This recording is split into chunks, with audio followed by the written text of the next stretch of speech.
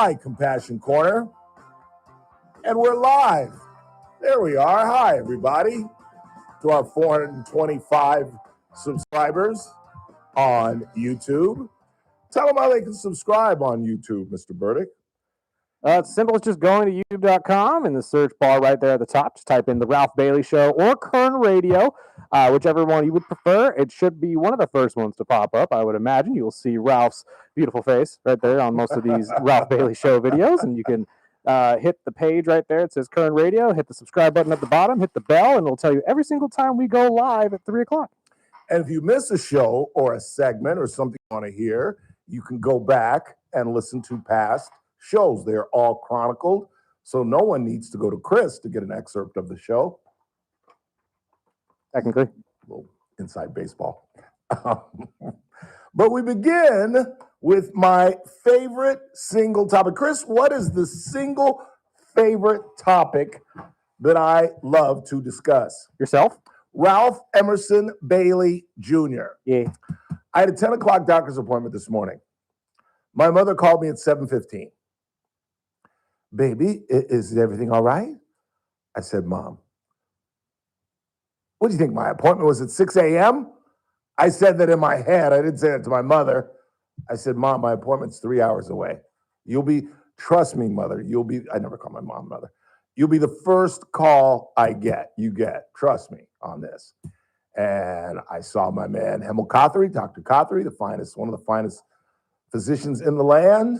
And I have to report that my PSA went down from a 3.7 to a 2.5.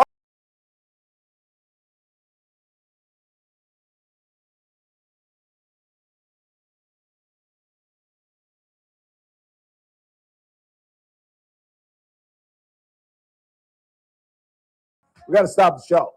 And Chris, you know why. You? Behind you. In the chair. Oh. I need the donut. Literally, Dr. Kothari told me to use a donut while I do the broadcast. And I'm like, really? He goes, how are the chairs you sit on? I go, they're Stinson's chairs. They're very, very comfortable. He said, well, use a donut, at least for an hour. And I was like, don't some of you sit on your behind for like 8 hours? I'm in here for 3 hours. But apparently it was an infection, as I told you. For those that may not even have any idea what I'm talking about, had a blood test about 4 months ago, and my PSA jumped from 1.8 to 3.7. And the danger area is 4 and above. But when it jumps dramatically like that, obviously something has caused it. And so when it jumped dramatically, I had to take another blood test, and then we went over it today to find out whether it was an infection, which was why he put me on antibiotics about a month ago, maybe 2 months ago, or was it something more serious where I'd have to have a biopsy, and then you go on from there. In fact, we talked about this with Dr. Jeet yesterday, and apparently, or let's hope, because I'm not completely out of the woods yet. I have another appointment in 3 months. I'll take another blood test. But the reason I am so open about this is to try to get the message to you all that you've got to know your numbers. If there's any phrase that you walk away from this show just instilled inside of you, you've got to know your numbers. If you're 40 and above, Chris Burdick has got nothing to worry about. He's 31 years old. Although I got mine done anyway. Did you really? Yeah. Your PSA? Oh, yeah, I wanted to get all the blood work done and stuff like that after the accident and stuff. Just check yourself out. Oh, that's right. That's a good idea. Yeah, you never know. Was in a horrible. So then they came back and actually were surprisingly much better than I expected. Why? What were your numbers? I honestly don't remember them off the top of my head. I'd have to get them from my house. But they take your blood pressure? I want to know what a 31-year-old's blood pressure is like. Let me get I think I know exactly where the printout is. I'll bring it tomorrow. 118 over 70 or something really, really low. So envious.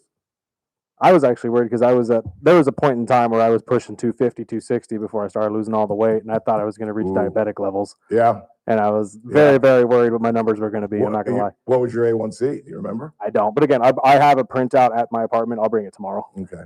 You got to know your numbers. I mean, if a 31-year-old is concerned, if you're over 40 and you're not seeing a physician, as Dr. Jeet said yesterday, what did he say? I have a peculiar and different way of putting it, because I believe if you're over 40 and you're not seeing a physician on the regular, and when we say regular, we're talking about, if you're in your 40s, twice a year. In your 50s, maybe 3 or 4 times a year. 50 and above, maybe 3 or 4 times a year. We're not talking about monthly. We're just talking about checking in, getting just a simple blood test. And yes, the finger and the whole bit. Yes, you got to do it. You got to do it. I cannot tell you. I really wasn't that panicked until about 9 o'clock this morning. It was about an hour and 45 minutes before my appointment. And that's when I really started thinking, what if this is cancer? And like we've talked about, for men, if you're going to get cancer, as bizarre as it sounds, prostate cancer is the one you want to get, particularly if you catch it early. I have several friends, I'm not going to name names, but I have several friends. I had a friend text us during the show yesterday and told me he doesn't even have a prostate anymore. They removed his prostate and he's healthy as a horse. And so I'm quite relieved as we do the show. But as you can probably tell in my voice now, I'm pretty sure I'm coming down with the flu. Remember I said I was feeling bad Saturday, but I had a dinner date that I had to make. So I went anyway, and I told the person, I think I'm coming down with something. And then Sunday, I felt like crap. I didn't even eat anything Sunday. I just had Gatorade and water. And then I woke up Monday, and I felt fine. And then I woke up today when my mother called early in the morning, and she said, baby, is everything all right? I said, yeah, Mom, my appointment's not till 10:45. She said, well, you sound horrible, baby. And I said, well, Mom, I think I'm coming down with the flu, but that ain't got nothing to do with my, those are two separate ends of my body. So I'm drinking tea and sucking on Ricola's Swiss honey herb. That's where I'm going. That's where I'm going. And I'm not hungry. I haven't eaten today. Oh, that's not true. I had 2 eggs, some apples, and some grapes that I got from Starbucks. A little mini thing. It's disgusting. You shouldn't eat other people's eggs. You know what I mean? I don't know. Expound on that one. You never know who's touching those. Store-bought eggs that are already boiled. It comes in one of those little mini packs. Yeah. It's 2 eggs, 2 little triangles of cheese, some apple slices, and some grapes. And it just looked great because I haven't eaten. And then you start eating another somebody else's boiled egg, and you're like, man, I don't know who touched this egg. You know what I mean? That's fair. Okay, yeah, I get what you mean. Yeah. That is kind of gross. Yeah. And honestly, eggs in general, when they can be kind of gross. I love eggs. I'm an egg freak. That's why I'm always shocked that my cholesterol is one of the drugs I must be on. Must be helping my cholesterol, because how my cholesterol is good. I eat a lot of egg salad. I eat a lot of omelets from Pappy's, that chili verde omelet where they put avocado over the top. Buddy. And I can eat sunny side with grits, egg. I love eggs. I love eggs. All right, let's get started. We've got a busy broadcast on this Tuesday. Day 21, the shutdown continues, and it doesn't look like it's going to end anytime soon. We'll get into that.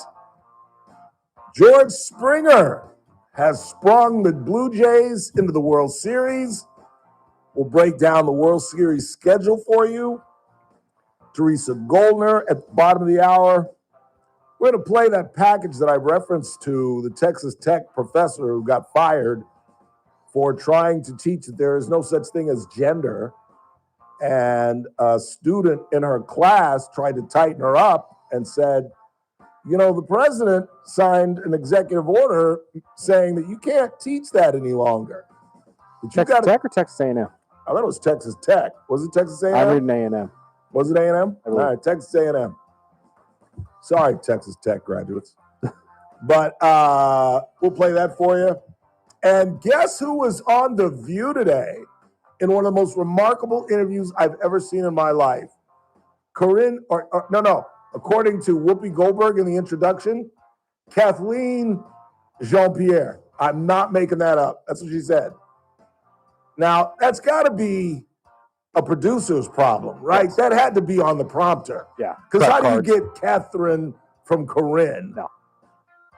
Although, Yeah, it's Whoopi Goldberg. you may have read it and misread it or something. Yeah, yeah. But still, you should know who she is. Thank you. Even if it says Kathleen, Yeah, you know who should this know who is. it is. She was just the press secretary for the President of the United States for like a year. No, wait, 4 years, and made a huge splash when she said she was leaving the Democratic Party. But the host of The View doesn't know her name. And I know she's referenced her a million times. She's been on the show before. Yeah. It was one of the most remarkable. They never asked about Biden's decline. Not making that up. They never once asked her, did you see Joe Biden decline? Never asked her. You know what the first question was? The first question was about Carolyn Levitt, the current press secretary, who makes Karine Jean-Pierre look like your 8-year-old being the press secretary for the United States. I used to tell you, Karine Jean-Pierre used to have a booklet, like those booklets we had in college or in high school, where they have the subjects differentiated. And when a question would come up, she would flip to the topic. Oh, Hamas? Let me go C, D, H. And she'd read the answer. And that was their first question, because Carolyn Levitt did something kind of funny. Reporter asked her, who picked Budapest for the Putin meeting? And you know what Carolyn Levitt wrote back? Your mom. Oh, come on, that's a little funny. That was the first question. Is that presidential? Is that what the press secretary could do? And Corinne just, it's deplorable. It's disgusting. And you don't mock reporters. Give me a break. We're just getting started on a Tuesday. It's the Ralph Bailey Show. Don't go anywhere. News Talk 96.1 and AM 1180. You got Messmaker right here. Andre Gonzalez was asking, why are we upset that Dolores Huerta gets the money when we weren't upset that any other business gets the money? Well, Dolores Huerta is the only business in town that has gone out and actively campaigned for Prop 50 or any other political thing. That's why we're upset about it. You can't give money from a city to a political organization disguised as a nonprofit. The JR Show, weekdays at 2 p.m. Hope you join us every Thursday, particularly at 4:30, when Daniel Petrie from Messmaker and Petrie Wealth Advisors joins us. Daniel gives us a weekly update on the deficit and its growth. We look at silver and gold and obviously the stock market and all kind of economic issues that most importantly impact you. But again, you guys know what Messmaker and Petrie Wealth Advisors are all about. They're all about retirement. I keep telling you guys, it's one of the smartest moves that I've ever made financially. Call Daniel at 395-9400, 395-9400 if retirement is in your near future. Or just tune in Thursdays at 4:30 when he joins us every week. Daniel Petrie and the folks at Messmaker and Petrie Wealth Advisors. This broadcast is for informational purposes only. Does not constitute a solicitation or offer to buy or sell any security, future, option, or other financial instrument, or to offer or provide any investment advisory or other services to any person in any jurisdiction by Daniel Petrie or MPWA Inc., DBA Messmaker and Petrie Wealth Advisors. Any views expressed in this broadcast by us are prepared based upon the information available to us at the time, and we are under no obligation to update our views. Are you looking for a hospital that truly cares for your health and well-being? At Good Samaritan Hospital, they provide high-quality medical detox, psychiatric services, and medical and surgical care. They accept most insurances, including Medi-Cal, Medicare, and Kern Family. They offer Kern County's longest-standing inpatient detox program with dual diagnosis that combines medical care and withdrawal management all under one roof. Learn more at GoodSamaritanHospital.com or call 661-215-7500. Good Samaritan Hospital. They care for their community. Welcome to Sundale Country Club, your home for golf, family, and friends. Sundale is more than golf. It's a jewel in the heart of Bakersfield. The proud home of the award-winning Phoenix Restaurant, combining upscale dining with magnificent golf course views. Sundale Country Club will soon be your favorite getaway without even leaving town. To reserve a tea time or make a dining reservation, call 661-831-4200. Open to all, but ask about our membership benefits. Golf, family, and friends. It all comes together at Sundale Country Club. Cold weather will be here before you know it. At the same time, power outages are on the rise. So here's an important question. If the power goes out when it's really cold, do you have a way to stay warm? If not, you've got to check out the Vesta off-grid space heater from My Patriot Supply. It's a compact, portable space heater that doesn't use electricity. It runs on something called canned heat, which is an indoor safe fuel. It's completely off-grid, and it can heat up a 200 square foot room in a matter of minutes. With the Vestas stashed in your closet, you can rest easy, knowing you and your family will stay warm, even if the power goes out. Plus, it doubles as a stove to boil water or cook food without electricity or propane. The best part is, you can get a Vesta and a bunch of other free gifts when you order the Winter Prep Special from My Patriot Supply. Just go to mypatriotsupply.com to see everything included. This offer won't last long, and neither will this nice fall weather, so go to mypatriotsupply.com today. That's mypatriotsupply.com. The Armstrong and Getty Show, weekdays noon to 2.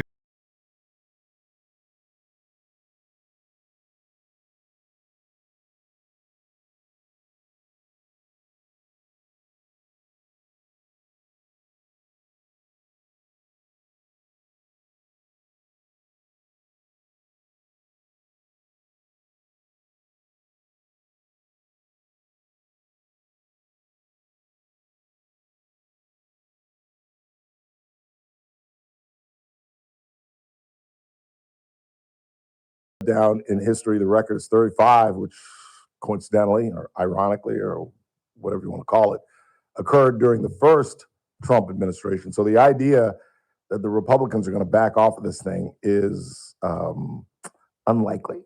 And I forgot to cut some audio about David Valadao. I just absolutely forgot. But he gave the best answer when we were in Washington. I don't know if you heard excuse me, any of the interviews that we did with the congressman, but there were a couple of facts that you should know about, because allegedly, and this is just made up by the Democratic Party, if you ask me, it's all about the Obamacare or the Affordable Care Act subsidies that are about to sunset at the end of the year. They're about to expire. And what you need to know is that sunset clause was put in by Democrats. It was part of the Inflation Reduction Act. And if they wanted this thing to go on forever, why didn't you put that in the legislation? So the reason, and most people don't know this, the reason they are going away is because of the Biden administration and the Democratic Party. And yet they are trying to stand on this as their sole exclusive reason because they think they've got a good thing in healthcare. They think that they can get rid of David Valadao, who has a constituency that's made up of 67% Medicaid patients. And they think that they can fool everybody that the big, beautiful bill is going to take away your Medicaid. And that's just not true. Now, if you are not supposed to be on Medicaid, guess what? And you've been on it, you're going to be taken off of it, i.e. undocumented citizens. And the idea that they're saying that they're not eligible and they're not on it is crazy. It's absolutely crazy. Because one way or the other, people are getting health insurance, not necessarily health insurance, but medical care, and somebody's paying for it. And if they're not, then who is? And you all know the answer. That's me and you. That's who's paying for it. And so there is a trimming of Medicaid. And I don't think they can make the message that's going to be led by a physician, by the way. Dr. Jasmeet Bains is Valadao's opponent. I don't think they can get away with that kind of messaging. And it was good to see the front page of the Bakersfield Californian today that said that Valadao is destroying her in fundraising, which is a very good thing. It's like real estate. It's about property. It's about location, location, location. In politics, it's about money, money, money, and who can raise the most. And 8, 9 times out of 10, the guy or gal who raises the most money normally wins, because obviously that means you have more donors, you have more people that are supporting you, or you just have heavyweights supporting you. But don't be fooled by this. It really is something that is on the Democratic Party. They've now had 11 votes where the Democrats could have signed off on the clean continuing resolution that had the same amount of money that was allocated during the Biden administration. And yet they keep balking at it, despite John Fetterman, who I think is going to have to leave the party, leave the Democratic Party and join the Republican Party, saying this is stupid. This is idiotic. Let's open up the government and then let's negotiate the ACA tax subsidies. And one of the issues I alluded to David Aldale having the perfect answer when we were in DC. He was talking about, there are people making $600,000 that are getting ACA tax credits. That just doesn't make any sense. And so in the negotiations, that's why Democrats are feared to negotiate. Because if you cut them out, who do you think those donors are? Who do you think are the people making $500,000 that are still on Obamacare? Those are liberal Democrats. And the whole thing has just been a disaster. The only problem with the Republican Party is we haven't found an answer to Obamacare. Because it's been a disaster. It was designed in a lie. You remember this? If you get on Obamacare, you can keep your doctor. Remember that? Was it true? Hell to the nah. If you get on Obamacare, nothing's going to change. Was that true? No. The whole thing was created in a lie. But again, the Republican Party has had what? Almost 6 years? No, Obama, hell. What are we talking about? He left in 16. So Obamacare was probably passed around 12, 13. We've had a long time to come up with something better, and we haven't. And that is an issue. And that's what Democrats are counting on, that we'll bang this cage and win back the midterms and win a couple of elections that are going to be happening in a couple of weeks, including a couple of key gubernatorial races, one in Virginia we talked about. There's some key Senate races that are going on, one in Maine that involves a man that called himself a communist in some Reddit pages that are just coming out. But the difference between the Democratic Party and the Republican Party is Democrats circle the wagons. We've told you the story of Jay Jones, the Attorney General candidate who was destroying the Republican. And then we found horrendous text messages about him wanting to shoot the speaker when he was in Virginia and hoping that the children of the speaker would die in the arms of his wife so they could understand empathy. Well, his 12-point lead has dropped to a 1.5-point lead. And it's also impacted the gubernatorial rates in the Commonwealth of Virginia, where Winnie Sears, a badass Marine, was down by 8 points. She's now down by 3, which is within the margin of error. It's going to be an interesting couple of weeks as we head to November 4th. We're just getting started. Teresa Goldner joins us next.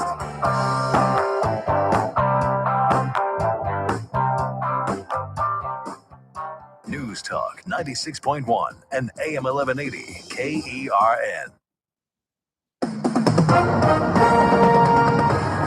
With SRN News, I'm Keith Peters in Washington. President Trump says his plan for a swift meeting with Russian leader Vladimir Putin is on hold because he doesn't want it to be a waste of time. It's the latest twist in Trump's stop-and-go effort to resolve the war in Ukraine. The decision to hold off on the meeting in Budapest, Hungary, which Trump had announced last week, was made following a call between Secretary of State Marco Rubio and Russian Foreign Minister Sergei Lavrov. Vice President Vance and other envoys projected optimism about Gaza's fragile ceasefire agreement during a visit to Israel, even as they acknowledged significant challenges remain. On Wall Street, a mixed day as the Dow was up by 218 points, the Nasdaq dropped 36, the S&P up a fraction. More details at srnnews.com.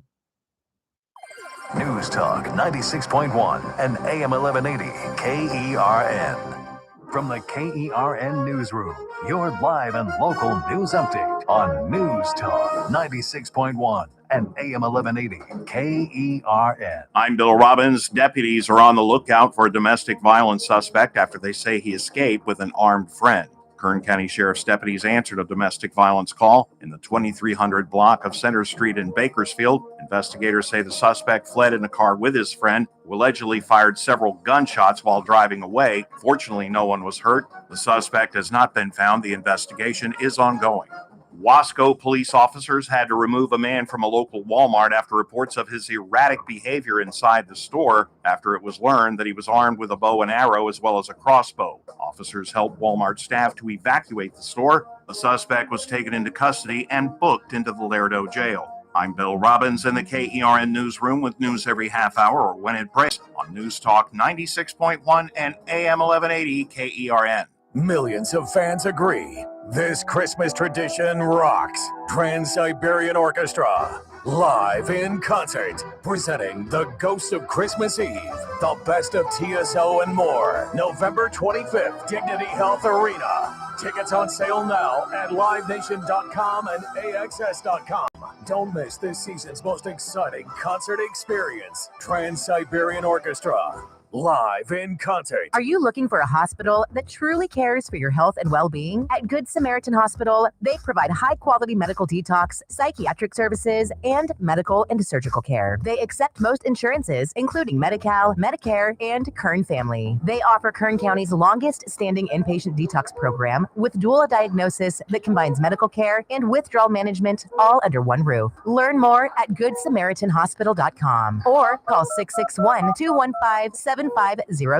Good Samaritan Hospital. They care for their community. Start your day right. First Look with Scott Cox, 6 to 9 a.m. On the Wednesday edition of the First Look program, we'll talk a little medicine with our friend Dr. Vip Dev. John Cox from the Californian will join us to administer the news quiz, and we'll back all of that up with state-of-the-art news, traffic, and weather. It's all happening at 6 to 9 a.m. right here at News Talk 96.1 and streaming live on the World Wide Web at kernradio.com. First Look with Scott Cox, 6 to 9 a.m. News Talk 96.1 and AM 1180 KERN. The Clay Travis and Buck Sexton Show, live 9 to noon. Now, back to the Ralph Bailey Show on News Talk 96.1 and AM 1180 KERN. Because I'm happy. Clap along if you feel it's a Tuesday. And I'll just read what somebody wrote in the chat room. Teresa is the guest. Look forward to that every week. Oh, Teresa. that is so nice. Thank you, whoever wrote that. Looking very judicial. A judge. She's, I've never seen you in all black. The Johnny Cash look. Cash, Yeah. know. Although I don't have a black cowboy hat. No, a very attractive blouse. I don't know if that. Very attractive. Thank you, Ralph. Wow. That's the first time you've ever said that. That's the first time I've ever complimented you. That's not true. Well, one time you told me that I Oh, smelled this ought to be good. The rich. first, I think, was when I first started. You said, you smell really nice. And then the next week, you were talking to somebody about something and you said, you know, my favorite smell is barbecue sauce. That was Verdict. So That was Chris. that was Ralph. Don't you like the smell of barbecue sauce? I thought you said that. No, Don't Ralph look said at me. it. Don't try to pass this along. And I was like, wow, he thinks I don't- barbecue sauce smells better than I do. A barbecue does smell good, but Okay, it's not what I what's the truth smell. now? Oh, I don't- Barbecue sauce better than perfume or Oh, see, whatever? you missed yesterday's show Oh, I because did. I we did. had a deep discussion about that. About barbecue sauce? No, Or we got perfume? into a discussion about. We had Dr. Jeet Singh on the program, Oh, and okay. I found something that said that if you have sex twice a week, it improves your immune system. It improves your blood pressure. I'm not making this up. You but this is the reaction. Only a You're gonna man get from would say everybody. that. No. This isn't my Oh, you're too conclusions. funny. This is not. No, Teresa. Honest to Hey, who goodness. wrote that article? Was it a man? I'm trying to look it up right now. Chris Burdick, is he telling the truth? This is medical fact apparently. Oh, that makes This me is laugh. the God's honest truth Yeah, right here. See this? Right here. Watch. it says. Benefits of having sex twice a week.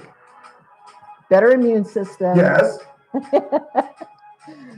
Lower blood pressure. Keep going.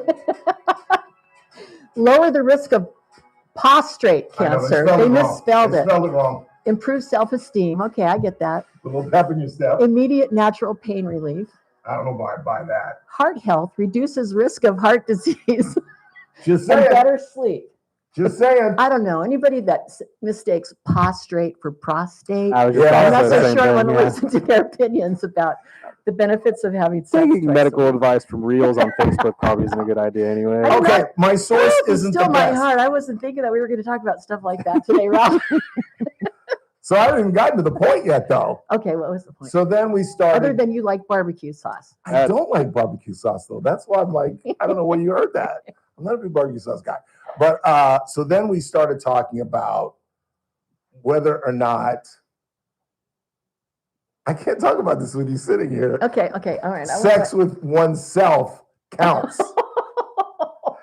And Do you mean masturbation? see, I Did you just said say I that? hate that word. God, I hate that word. In fact, during the show, I said I went to Lamont to try to avoid using the M word. I took a circuitous route to purposely not say that word. You know, that is That's a weird, not the word men use. that is a weird word. I have to Yes. say, it's not a very pretty word. There are a lot of I don't think. synonyms, but that's not I the don't really word get men the uses. master part. The base part. Okay, let's stop right here, please. So then we started talking about the real exciting part is just sleeping with a woman, merely Oh, that's sleeping. true. And I said one of the best. Well, I wouldn't know that about because- sleeping with a woman. Oh, her hair, the smell of the shampoo, and Smell just like her barbecue body sauce? smell. You're never gonna get off the barbecue sauce. are you? No, because I was like, I laughed so hard when I heard that, and I thought, wow, I thought he gave me a compliment when I was first on the show with you because you're being nice to me because you just invited me on and everything, and you're kind of sucking me into wanting to do all this, and then you said, yeah, but barbecue sauce is my favorite smell. No. The smell of there's nothing, and I do mean nothing, like a smell of a woman. Really? Nothing. Do you Oh, like God. do you like women that wear perfume or Yes. women that don't wear perfume? Oh, definitely perfume. Oh, But there's some women who naturally smell good. you think And I that's- love the smell of the shampoo in their Mm, hair, that's like when you're interesting. spooning and you're behind them and your face is in their hair. What? Is that funny? Maybe we Isn't that a good thing, Chris? maybe we should save this for a Valentine's Day show. Well, I thought it was funny. There's probably something to it. I bet you there is. I mean, having sex regularly is probably a very good thing. Well, Jeet said it was. That's the only reason I brought it up, Did because he we had a say- doctor on. And how many times did he say? How many times a week?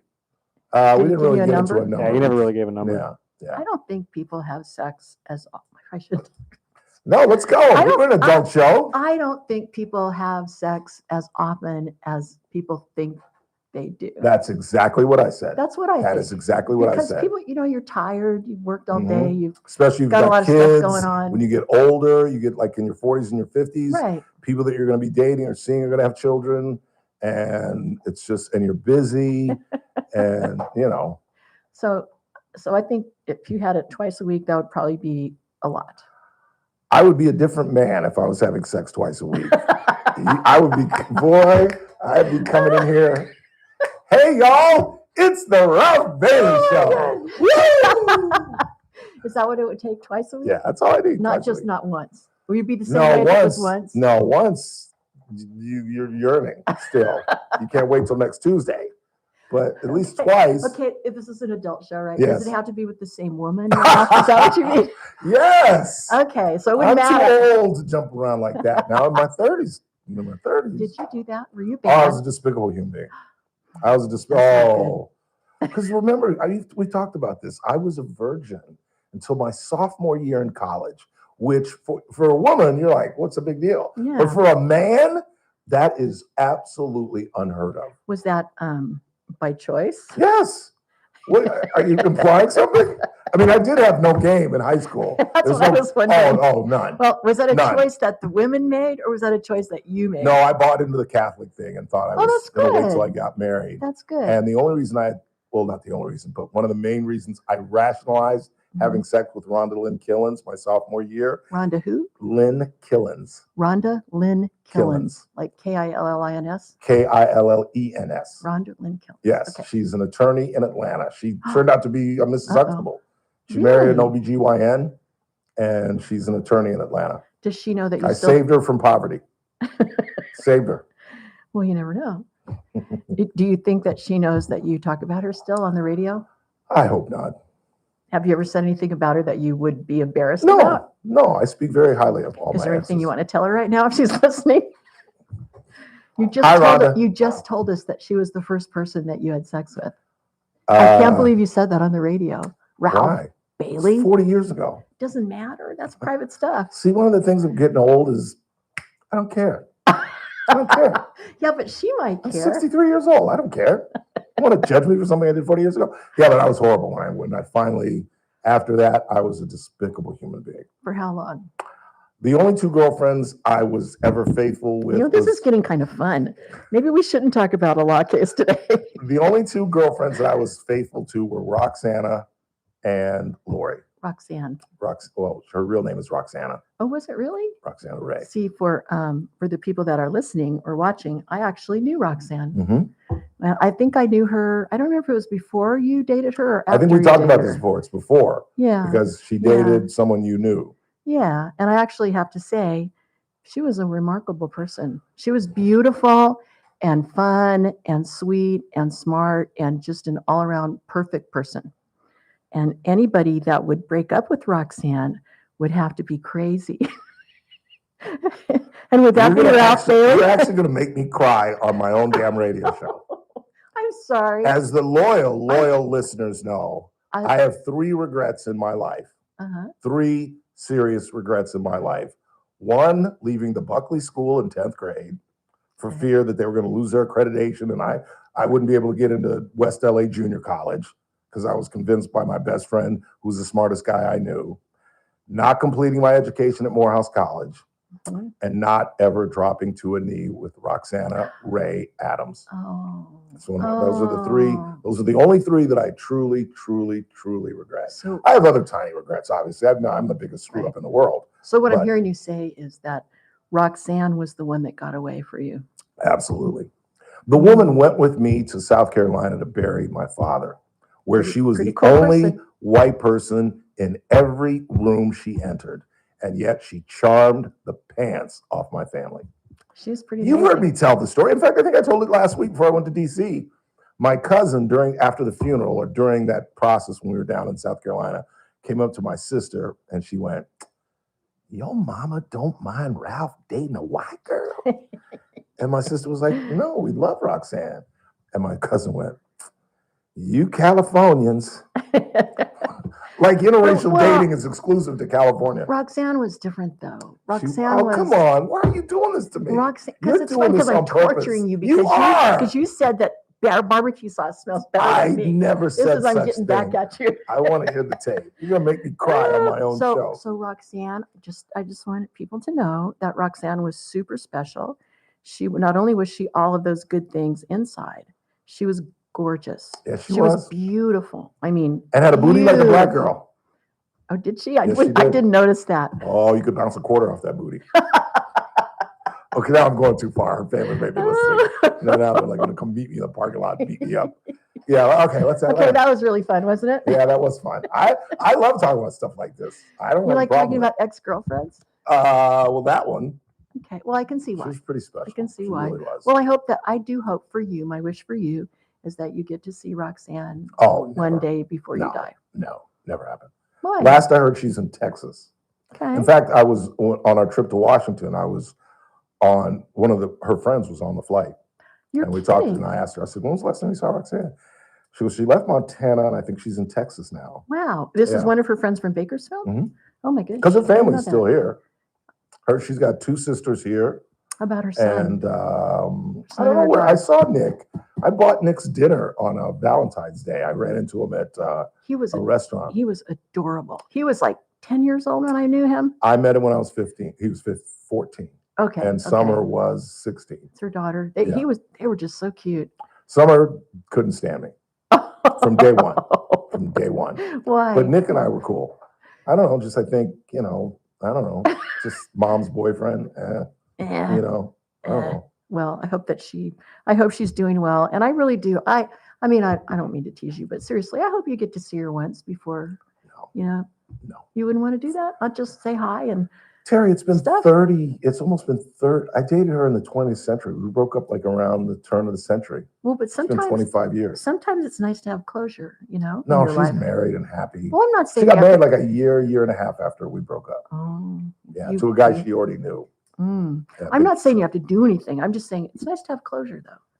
Do you feel like you ever got No. closure? Yeah, no. No, we don't know. No? Okay. All right. Let's Got change- it. Let's change the channel. All right. I'm sorry. Because when we talked about your ex-boyfriend, you clammed up big time. Absolutely. See, you ain't right. There's no equity here. I just I am vomited. completely clammed up. I Wild vomited. horses could not pry open the See, clam. that's not right. That's not right. It's not fair. What are we talking about today? Well, I thought we would talk about a really interesting case that Jack Nicholas had in Florida.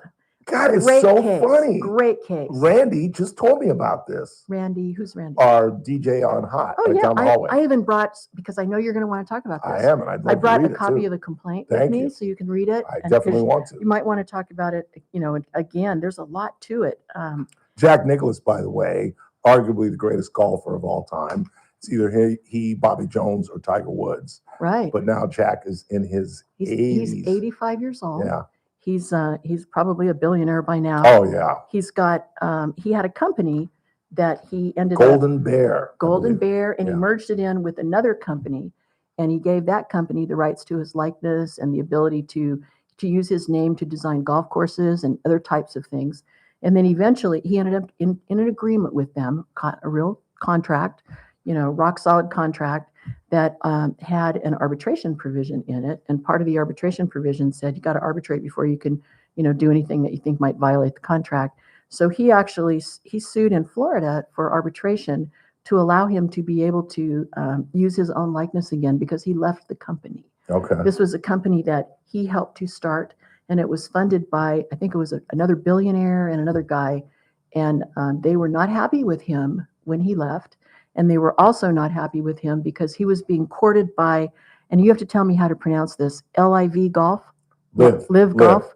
They were courting Jack Nicklaus to try to get him to come in and kind of lead the PGA and become part of their group. Yeah. And so they were really worried that he was going to do that because he was meeting with them and talking to them and blah, blah, blah. Do you know who's behind Live Golf? No. The Saudi Arabians. Oh, yeah, it was all Saudis. All Saudis. And That's the issue. they offered him $100 million to come in and be part of that group. And he told them no. Good for him. And he told them no he told them no orally. He told them no on the phone. He told them no in writing. But for some reason, this group that he had formed, the company that he had formed, ended up suing him because they claimed that, in fact, he was going to leave and he was going to do something with them. And No way in the world. And they dropped some really nasty things about him. They started a rumor that he was suffering from dementia. And they started talking about this. These are alleged allegations that are in the complaint, and you'll see it when you read it. Okay. And they talked about how they're trying to portray him as just some old guy who's selling out to the Saudis, giving up on American golf and selling out to the Saudis. And That's crazy. That really, really made him mad. I bet. So ironically, this case started out with, he got the right in arbitration to have his name and likeness to use it again on his own. But then the company actually sued him in New York State, and it's called GBI. It's Nicholas Companies LLC. That's the name of the company that sued him in the Supreme Court of the state of New York. And they sued him for, interference, tortious interference, and breaking the contract and all this kind of stuff. It had to do with contractual relationships, and they wanted money out of him. And he ended up suing them back for defamation. And you know what defamation is. Absolutely. When somebody says something about anybody that's false and it causes damages to that person. Happens to me all the time. Does it? Yes. Have you ever sued anybody for defamation? No. It's difficult, is it not? It is. Well, here, you know the law on defamation. When someone is a public figure, You're an open game. yeah, it means they have to show a very high standard of, what they said about you. Not only that it was wrong, but they knew it was wrong when they said it, or they were so reckless that they should have known it was wrong and they never checked it out. And don't you have to show damages as well, that it's harmed you somehow? You always have. Some damages are presumed. Like, for example, if somebody says that Ralph Bailey robbed a bank, accuse you of a crime, then you don't have to show damages for that because it's presumed that hurts your reputation. Right. But for other kinds of cases, you do have to show damages. And that's what the defendant said in this case. The Nicholas companies, they came in and testified, and they said, Mr. Nicholas, that he hasn't lost a single dime based on anything that we've ever said. He has no damages. He had a stellar reputation before. He has a stellar reputation now. He just hasn't proven that he's hurt. And the jury came back. It was a 2-week jury trial in Florida. And the jury came, it was in Palm Beach. I think it was West Palm Beach. And they came back after 2 weeks and gave him, this was like yesterday on Monday, Yeah, they gave him a $50 million verdict. outstanding. Isn't that phenomenal? That is. I know. I thought you would be really intrigued by that. Yeah, I am, because Jack Nicklaus is one of the, and I don't know him personally, obviously, but he's been married to Barbara for something like 60 years. He has just been the face of golf for about 40, 50 years. There's nobody that's ever questioned his character. He's always done the right thing. And that's what he staying away from the testified. Saudis is one of the reasons Tiger wouldn't That's get right. involved, because Tiger wasn't going to do anything that Jack wouldn't do, because that was his Oh, mentor. So he's kind of like the gold standard. Oh, absolutely. The golden bear, right? Absolutely. Golden Absolutely. bear. Once Arnold Palmer passed away, I passed the torch to Jack. When he passes away, the torch will be passed to Tiger. He'll be the face of golf, et cetera, et cetera, et Wow. cetera. Well, it's interesting when It's crazy that they thought they were going to win a jury verdict against over him. Jack Nick. Yeah. Well, they thought they That's had him dead to rights crazy. because he was meeting with the Saudis and all this stuff. And what he testified to was that they asked him to meet with the Saudi representatives to help design a golf course in Saudi Arabia. And it was during the course of those meetings, supposedly, that he learned that the Saudis wanted him to accept some kind of leadership role in LIV golf. Live golf? Is that how you pronounce it? I don't know what the Live stands for. It's Roman numerals. They only play Oh. 54 holes, as Oh, opposed to really? PGA plays 4 days, 72 holes. Oh, wow. They play Friday, Saturday, Sunday, and it's 54. So they use the Roman numeral L. For those that don't know, I know she knows. I'm talking to you guys. L is 50, and the way you get smaller numbers, like a 4, as opposed to going I, you just go IV. If you put a smaller number in front of a larger number in Roman numerals, you subtract. So it's LIV, the L being 50, 54. the IV being 4, Oh. 54. So do they just say 54 or they always say No, they say LIV? live golf. Live. Live Nobody golf. says LIV. Okay. Live golf. Well, in their lawsuit, and I'm talking about the complaint against Jack Nicklaus, they sued Jack Nicklaus and they sued his own, he had his own personal entity that was called GBI Investors, Inc. And they sued him for breach of contract, breach of fiduciary duty, and tortious interference. How could they sue him for breach of contract if he didn't sign anything? Well, he signed something with his former company, Nicholas Companies LLC. Yeah. That's the company that he was part of. And then he left that company. And they were saying that when he left that company and went over and started talking to the Saudis for LIV Golf, that was where he breached the contract. Okay. And so that's what it was all about. And he was like, BS, I didn't breach any contract and blah, blah, blah. And I kind of wonder if he really thought he was going to get $50 million in damages. That's an awful lot. Yeah. But Not to him. That's chump change. That's true. But I bet It's he gives true. it away. You know, I bet he gives it away. they were talking about how he might end up giving it to his grandchildren, Yeah. 10 million. Mhm. I think he has at least five Oh, grandchildren. at least I bet he's got great grandchildren, I'm not sure. They because were his talking, children literally are my age. apparently he Like shares Jack his- Jr. is my age. Oh, So he's got Jack great Jr. was involved he? originally with LIV Golf. And that's Really? kind of how it started. And then he ended up saying, no, I don't want to have anything to do with it. So he backed off and his dad wasn't having anything to do with it. But there's an executive from the Nicholas Companies, and that's Jack Nicklaus's company that he merged his Golden Bear company with to form this entity that, was doing these golf course designs and other business opportunities. There was an executive there called Howard Milstein, who is a billionaire in his own right, and another guy named Andrew O'Brien. And Jack Nicklaus alleged in his cross complaint that they were involved in spreading false stories about him, including that he secretly negotiated a $750 million deal to join LIV Golf. And they also spread these rumors that he was no longer fit to manage his business affairs because he suffered from dementia. Wow. And that I think was probably the straw that broke the camel's back. Absolutely. When you say- don't touch people's medical Right. history Especially without. somebody like that. Yeah. I mean, anybody really. Yeah. So that's when he said, you know what? Enough's enough. I'm suing them back. And he got his verdict. Except it was very interesting when the jury came back, they gave him the verdict against the company that he sued. In essence, he sued his own former company. Right. But he That was he no walked longer, away he was from. no longer part of the company. Yeah. But he also sued Milstein and O'Brien. And Good. the jury came back though and said, we're awarding the verdict against the company, But but not the not against the individuals? individuals, Nah, it's too which is bad. too bad because Yeah. Milstein supposedly is a billionaire. It'd be very easy for him to collect. Yeah. So that's the story of Jack Nicklaus's lawsuit. It's a big victory, huge victory for him. He has refused, for the most part, to comment on it. He hasn't issued any statements yet. And when he filed his lawsuit originally and sued them back, he refused to even really comment on it. He said that he's not going to engage in that kind of stuff because he doesn't want to give it any credence. Jack Nicklaus is one of the greatest sportsmen we've ever seen. Oh, that's Ever. great. In, Yeah. in sports, not golf, in sports, period. But was he an 18-time winner of the Masters? No, he was a Or- 6-time. He has 18 major championships Oh, okay. as Okay. opposed to Tiger's 15. I mean, that's And phenomenal. he has 6 green jackets, 6 Masters championships. Wow. What do you think they do with all those green jackets? Just put them in the closet? They stay at Donate Augusta. You get to wear it for a year, Oh. and then you come back and you bestow it upon the new champion. Oh. Not your jacket, but you can Another jacket. Yeah, Well, what happens to your old jacket? it stays at Augusta after the year. You get to keep it for a year, Oh. and then when you come back the following year, you leave it at Augusta. Is it kind of like a museum where they keep it, Yes, behind yes. glass and all that stuff? Yes. Wow. And then they have lockers that have their names on it, and they keep one in the locker.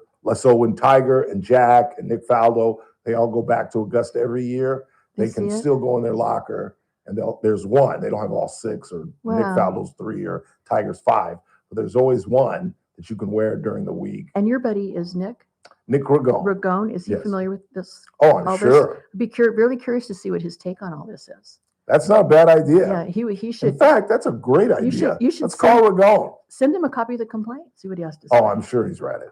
This Think? guy, oh yeah. I mean, it's Nick's pretty a freak. interesting. Nick's a freak. Oh, He's a okay. freak. Well, I mean that's that in a nice. good way. Like he's like you and he and a couple other people, the smartest people I know. Oh, thank you. He really is. Well, I've And you listened really to him. are. I'm very impressed by him. So Yeah. that's why I was thinking, I wonder what he would say about that. But I'm just really happy for Jack Nicklaus. I think am it's- too. It's like all this stuff. It's been going on since I think the first lawsuit was filed in 2022, and so Really? it's been going on for 3 years, and it's finally over. He's finally 100% vindicated. His name has been cleared. He's got this $50 million judgment. He's probably going to be able to collect it. He's having a really good day today. That's all I could say. So All right. justice was done, I think. That's a great thing. And here's my gift for you. This is a copy of the complaint. Thank you, And this ladies and gentlemen. Teresa Golder. This is AM 1180 KERN. Green Acres. This is 96.1 FM. Bakersfield. Online at KERNradio.com. News this hour from Town Hall. I'm Keith Peters in Washington. Vice President J.D. Vance is in Israel to bolster the shaky ceasefire between Israel and Hamas. The Vice President says there should be patience for Hamas as they seek to return the bodies of hostages. Some of these hostages are buried under thousands of pounds of rubble. Some of the hostages, nobody even knows where they are. That doesn't mean we shouldn't work to get them, and that doesn't mean we don't have confidence that we will. It's just a reason to counsel in favor of a little bit of patience. Vance, along with his wife Usha, was met at Ben Gurion Airport by Justice Minister Yariv Levin and U.S. Ambassador Mike Huckabee. Former President Obama will campaign alongside Democrats Abigail Spanberger and Mikey Sherrill in the final stretch of their campaigns for governor in Virginia and New Jersey, respectively. Spanberger and Sherrill's campaigns say Mr. Obama will campaign with both candidates at November 1st rallies. His appearance in the final stretch of the gubernatorial races comes on the heels of his endorsement of both candidates last week. Spanberger is facing Republican Winsome Earl Sears in Virginia, while Sherrill is up against GOP nominee Jack Ciattarelli in New Jersey. Rich Thomason, Washington. President Trump says his plan for a swift meeting with Russian leader Vladimir Putin is on hold because he doesn't want it to be a waste of time. It's the latest twist in Trump's stop-and-go effort to resolve the war in Ukraine. The decision to hold off on the meeting in Budapest, Hungary, which Trump had announced last week, was made following a call between Secretary of State Marco Rubio and Russian Foreign Minister Sergei Lavrov. On Wall Street, a mixed day as the Dow was up by 218 points, the Nasdaq dropped 36, the S&P up a fraction. More at townhall.com. If you have an IRA or 401k, this is a message you really need to hear. In just the last 2 years, the price of 1 troy ounce of silver has more than doubled, up over 100%, and silver is now poised for major gains in the months ahead. Call Advantage Gold at 800-741-GOLD to learn how to convert a portion of your retirement assets into physical silver and position yourself for the next wave of growth in precious metals. It's not too late to leverage the power of silver to help secure your financial future. With the devaluation of the U.S. dollar and volatility in the stock market, silver continues to be a safe haven asset that investors trust. When you call 800-741-GOLD, you'll get your free precious metals rollover guide, plus a copy of former IMF Chairman Ken Rogoff's book, Our Dollar, Your Problem. The time is now to consider adding silver into the mix to protect your retirement. Call Advantage Gold at 800-741-4653. Consult your financial advisor before investing. Call 800-741-GOLD. From the KERN Newsroom, your live and local news update on News Talk 96.1 and AM 1180 KERN. I'm Bill Robbins. A man has been hospitalized in Ridgecrest after being shot. A 45-year-old man from Bakersfield has been arrested for the crime. At around 3 o'clock Tuesday afternoon last week, officers were called to the 100 block of West Reeves Avenue following a report of shots fired. Officers say that the victims took him to the hospital. When they spoke to the victim, they found out that he'd suffered major but non-life-threatening injuries. The suspect, Felipe Hernandez of Bakersfield, was tracked down and arrested. Deputies are on the lookout for a domestic violence suspect after they say he escaped with an armed friend. Kern County Sheriff's deputies answered a domestic violence call in the 2300 block of Center Street in Bakersfield. Investigators say the suspect fled in a car with his friend, who allegedly fired several gunshots while driving away. Fortunately, no one hurt. Deputies later served search warrants on the 8300 block of Brundage Lane. The suspect, however, was not found. The investigation is ongoing. Wasco police officers had to remove a man from a local Walmart after reports of his erratic behavior inside the store after it was learned that he was armed with a bow and arrow as well as a crossbow. Officers helped Walmart staff to evacuate the store. The suspect was taken into custody and booked into the Laramie jail. The store later resumed normal operations. A prescribed burn is set to take place on Wednesday. USDA Forest Service firefighters will conduct the prescribed burn in the Tilly Creek campground area of the Kern Ranger District. The burn is being... I was going to say, it's going to take a while to get used to. You sitting on it? Yeah, it's going to take a while for you to get used to that. I don't either. That's why I don't use it. And around Wofford Heights and could drift through the valley for as long as 5 days. I'm Bill Robbins in the KERN Newsroom with news every half hour or when it breaks on News Talk 96.1 and AM 1180 KERN. What do you think? This is the Army where you shoot them a mile away? You got to get up close like this. Bada bing! You blow their brains all over your nice Ivy League suit. It's the Ralph Bailey Show on News Talk 96.1 and AM 1180 KERN. Now make sure you leave the house when you make the call. You understand me? You hear me? Call from an outside line. I mean it. Call in or text to 661-842-KERN. That's 661-842-5376. Listen live at KERNradio.com.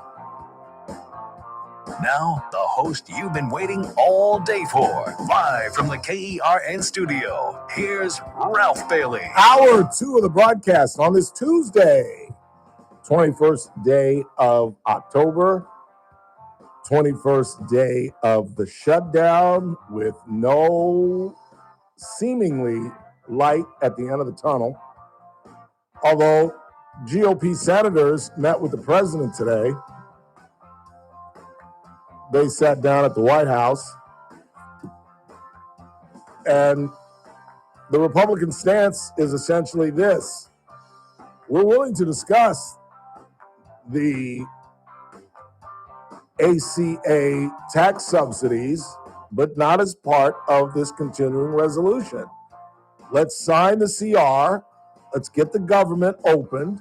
Let's pay air traffic controllers TSA people, apparently Dallas, Atlanta, Chicago, the busier airports are a nightmare. They're telling you to get there an hour or two before. Now you need to get there like 3 hours before. It's crazy. And then later in the program, as part of our miscellaneous news and notes, I'm sure you heard about this, they thwarted a very, very likely mass shooting at Hartsfield Jackson International Airport in the place of my birth, Atlanta, GA. It was a gentleman by the name of Billy Cagle. He was 49 years old. And what have we talked about when we talk about mass shootings? One of the things we've talked about repeatedly is the fear of family ratting out family. And the phrase that the government is trying to put out there is see something, say something. And we talked about the Uvalde situation where the kid was so bad, he had to live with his grandmother. The parents threw him out of the house. He was living with his grandmother. And when he went to the Uvalde school in Texas, the infamous one where the sheriff deputies wouldn't go in and rush this guy, he left with a bag with his AR-15 in it. And grandma just kind of casually asked him, what is that and where are you going? And she knew he had mental problems. And I've always stated, had she just made a phone call to police, look, my grandson who's going through mental issues, because obviously that all of these people in these mass shootings are, I won't say nutsy cuckoo because that's inappropriate. They're having mental problems. If you're thinking about going somewhere with a gun and shooting as many people as you possibly can, I think it's safe to call you nutsy cuckoo. And this guy, Mr. Cagle, was nutsy cuckoo. But finally, someone in his family stepped up and called the police. And I'm sure many of you have seen the video where fortunately, he went into the airport in Atlanta and just kind of scoped it out. And it's an airport, so there are cameras everywhere. And if you have not seen it, you'll see it tonight, where they can, not blacken the screen, but shadow the screen and highlight him. And you see him walking around. He was mingling among the TSA people. And they learned about it as he was walking back to his truck to get his AR-15. That's the theory of the police. They confronted him, and there's body cam, so you're going to see that. I'm sure it's going to be all over Reels and Facebook and Instagram. But have you seen this, Chris, where they confronted him and talked to him? I have not seen this yet. Yeah, there's body cam from the officers that's already been released where they're talking to him, and then you see them take him down to the ground, and he was charged with making terroristic threats, possession of a firearm by a felon. So he has a criminal record, obviously. And he was live streaming his intentions. That's how his family found out about it. And they found an AR-15 in his car that had about 27 rounds in it. So we really staved off what could have been, Hartsfield Jackson International now in Atlanta is the busiest. It used to be O'Hare, but it's now Atlanta with their 4 concourses. I think it's A, B, C, D.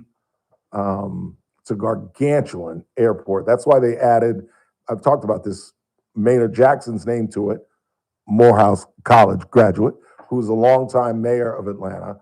And he was the one, because when I was a kid, Hartsfield Airport was like an airfield. It's like McCarran in Vegas, which is now Harry Reid International. When I was a kid, that was, tarmac, walking off the steps, and you had to walk from the tarmac to the terminal. And that's the way Atlanta was back in the 70s and even into the 80s. And Maynard Jackson was the mayor of Atlanta throughout the 80s. And his main project was to expand Hartsfield. And he did. He made it an international airport and just expanded it tremendously. And that's why they added posthumously Maynard Jackson's name to it. Really nice man. I got to hang out with Maynard Jackson because I was part of Andrew Young's mayoral campaign that Maynard Jackson helped out. He was a big, heavy man. That's why he had a heart attack, but a Morehouse graduate. And you guys know my favorite Hartsfield International, Jackson International story. This is in the late 80s. It wasn't my grandmother's funeral because she died in 88. I don't know what I was doing in Atlanta. It might have been the convention. It might have been the Democratic convention that I covered in 88. I think that's what it was. And you got to understand, like I just said, this is the busiest, and I'd be willing to bet maybe St. Louis, Lambert Field is a little bit bigger, but it's one of the biggest airports in the world. It has 4 different concourses, A, B, C, and D, or at least it did in the 80s. Maybe they're going to E and F from now on, I don't know. And I'm sitting in a bar in this gargantuan airport. This is the 80s. And Pat Summerall walks in. You know who Pat Summerall was? Yeah. Who's Pat Summerall? You don't know who Pat Summerall was. The name sounds really familiar. I know it's an athlete. Well, technically, you're right. He was a field goal kicker for the New York Giants. But he was part of the Summerall Madden team before Madden blew up, and then went to Al Michaels and went to a bunch of people because Pat Summerall died. And he was an alcoholic, like a raging alcoholic. And then at the end of his life, he quit drinking and he found the Lord. He got baptized. But for a while there, he was a raging alcoholic. And I'm sitting in a bar in like Concourse B, like in the middle of this gargantuan airport. And Pat Summerall walks in and the bartender goes, "Hey, Pat, let me get you a drink for you." And he pours him a drink. Summerall doesn't even have to ask for it. And I just remember sitting there thinking, if you're a regular in an airport bar in the middle of this gargantuan airport, because I mean, you don't fly out of Concourse B every time. You know what I mean? You could fly be A, D, but yet here he is in this tiny little bar. And you know airports, there are bars in one concourse. I bet there must be 8 or 9 bars. You know what I mean? It's just, and yeah, the bartender knew his drink. And yes, you're right. Summerall travels a lot. If you're a sports announcer like Pat Summerall did everything. He did the U.S. Open in tennis. He did football on the regular. So he's traveling back then 14 weeks out of the year. Every there's no home game for announcers unless it just happens to be in the city that you live in. So yeah, I get it. He travels. He's in Atlanta airport a lot. Boo, boo, boo. But I ain't never heard of that. Like if you're like a regular at a little tiny bar somewhere in the city of Atlanta, because that's where you go when you're in town. But to be a regular at a bar in an airport where the guy doesn't even have to ask you for your drink, you just, "Hey, Pat," pour him his drink. Mr. Summerall sat right down. And I remember saying, "Hello, Mr. Summerall." And it's Ralph Bailey. I work for the Los Angeles Times. No, I did not say that. All right, let's take a quick break. Did I get all this stuff about Mr. Cagle? Yeah. I cannot wait to get more of this body cam because that's going to be all over Facebook and Instagram, the reels. Big fat guy, big fat guy. You can't find anything on there under Billy Cagle? I thought you would have looked it up just to see the arrest. Think about how lucky we were, though. We were extremely lucky. Because if this guy makes it to his car and gets back in that airport, I mean, what are we going to do now? We're going to have to start frisking people as they enter airports now? You're going to have to. I mean, that's crazy. Metal detector right as you walk in? Yeah. It's like a store? I bet that's what we're going to have to go to. Because, I mean, there's video of him just meandering around, and then you slowly see him go back out to his car. And like I said, had he made it and come back inside, boy, howdy. Quick time out. We're coming right back. It's the Ralph Bailey Show. I believe we're going to talk with Nick Ragone at the bottom of the hour. I asked him, "Have you been following the Nicholas lawsuit?" He said, "I have. Do your listeners care?" And I said, "Yeah, we just talked about it with our Tuesday regular who's a judge." But no answer. I'll text him again during the break. Mr. Hart also said he was going to be dropping by in a second as well. Oh, yeah? Yeah, he was on his way. That was about 10 minutes ago. And that's right. Lori is at it again. The GOAT is on the horse. Is that Hart? It's probably him right there. I left Mike Hart We're going to talk to Big TV Star when we come back. Don't go anywhere. It's the Ralph Bailey Show. News Talk 96.1 and AM 1180 KERN. On the next Armstrong and Getty Show, big-time climate scientists said, all that doom and gloom stuff, we got it wrong. Sorry. Major revolution about the climate change scam. And step 2 of the peace process in the Middle East is impossible. We'll take a look at that and see where it is with J.D. Vance over there right now on the next Armstrong and Getty Show. Weekdays noon to 2 on News Talk 96.1 and AM 1180 KERN. You guys know that I'm not a really big fan of Halloween, but can we at least admit that at the end of the night, it's really about a risque evening of ladies wearing Kit Kats and police uniforms and the dirty nurse, et cetera, Well, that team is picked up at Casey's Steakhouse because on October 31st, Cassie Biddle is throwing a 1001 night party, which is going to skip the costume party and join them for dinner and a belly dancing show. It's going to be a great night with a 5-course meal, 2 craft cocktails, and photos with the belly dancers who'll be performing on F Street for 3 hours that night.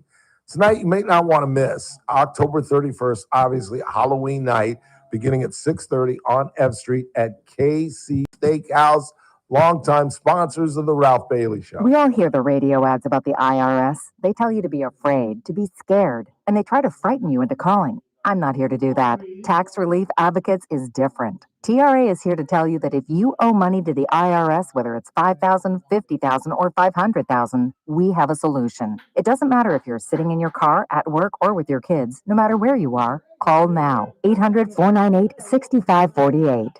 Don't lose hope. TRA can eliminate or reduce what you owe to the IRS. Generous programs are now available that can give you a fresh start.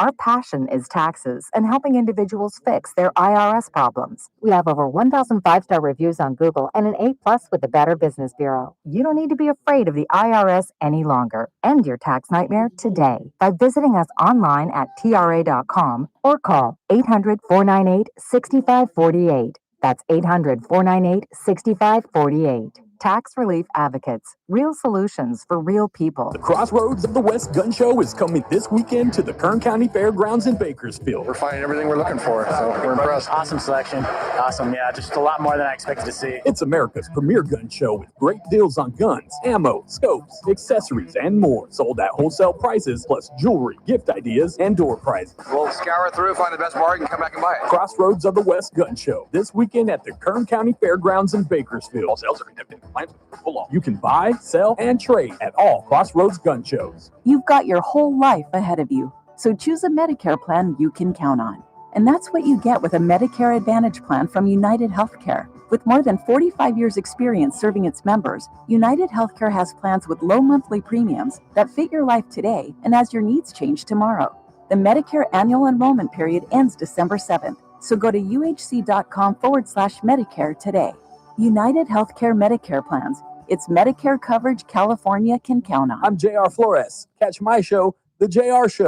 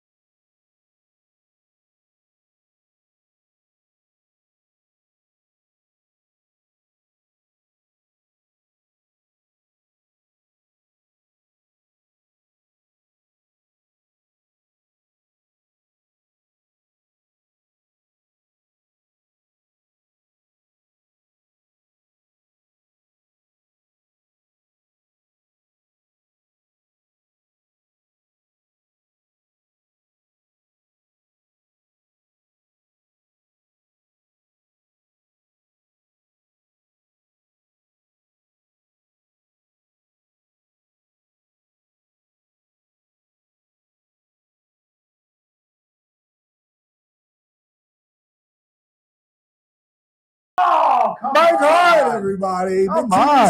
Big TV star, live on the radio. Big TV star. Yeah, I'm sorry. Where's the cameras again?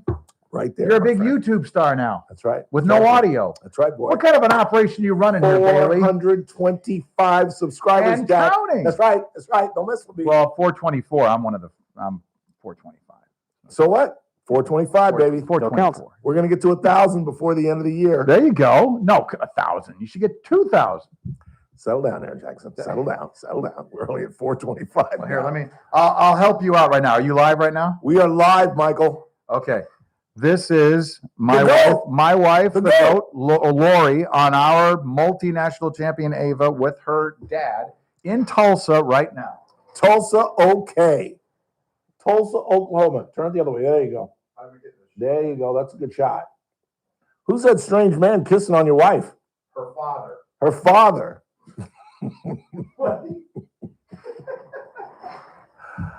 Well, congratulations he's to the Lori. reason. When are you going to drag her in here? Let's talk to I the goat. just text her going, call in. Here's the number. So don't be surprised if. the All right, phone rings. good. Yeah. So what'd she win? This is the U.S.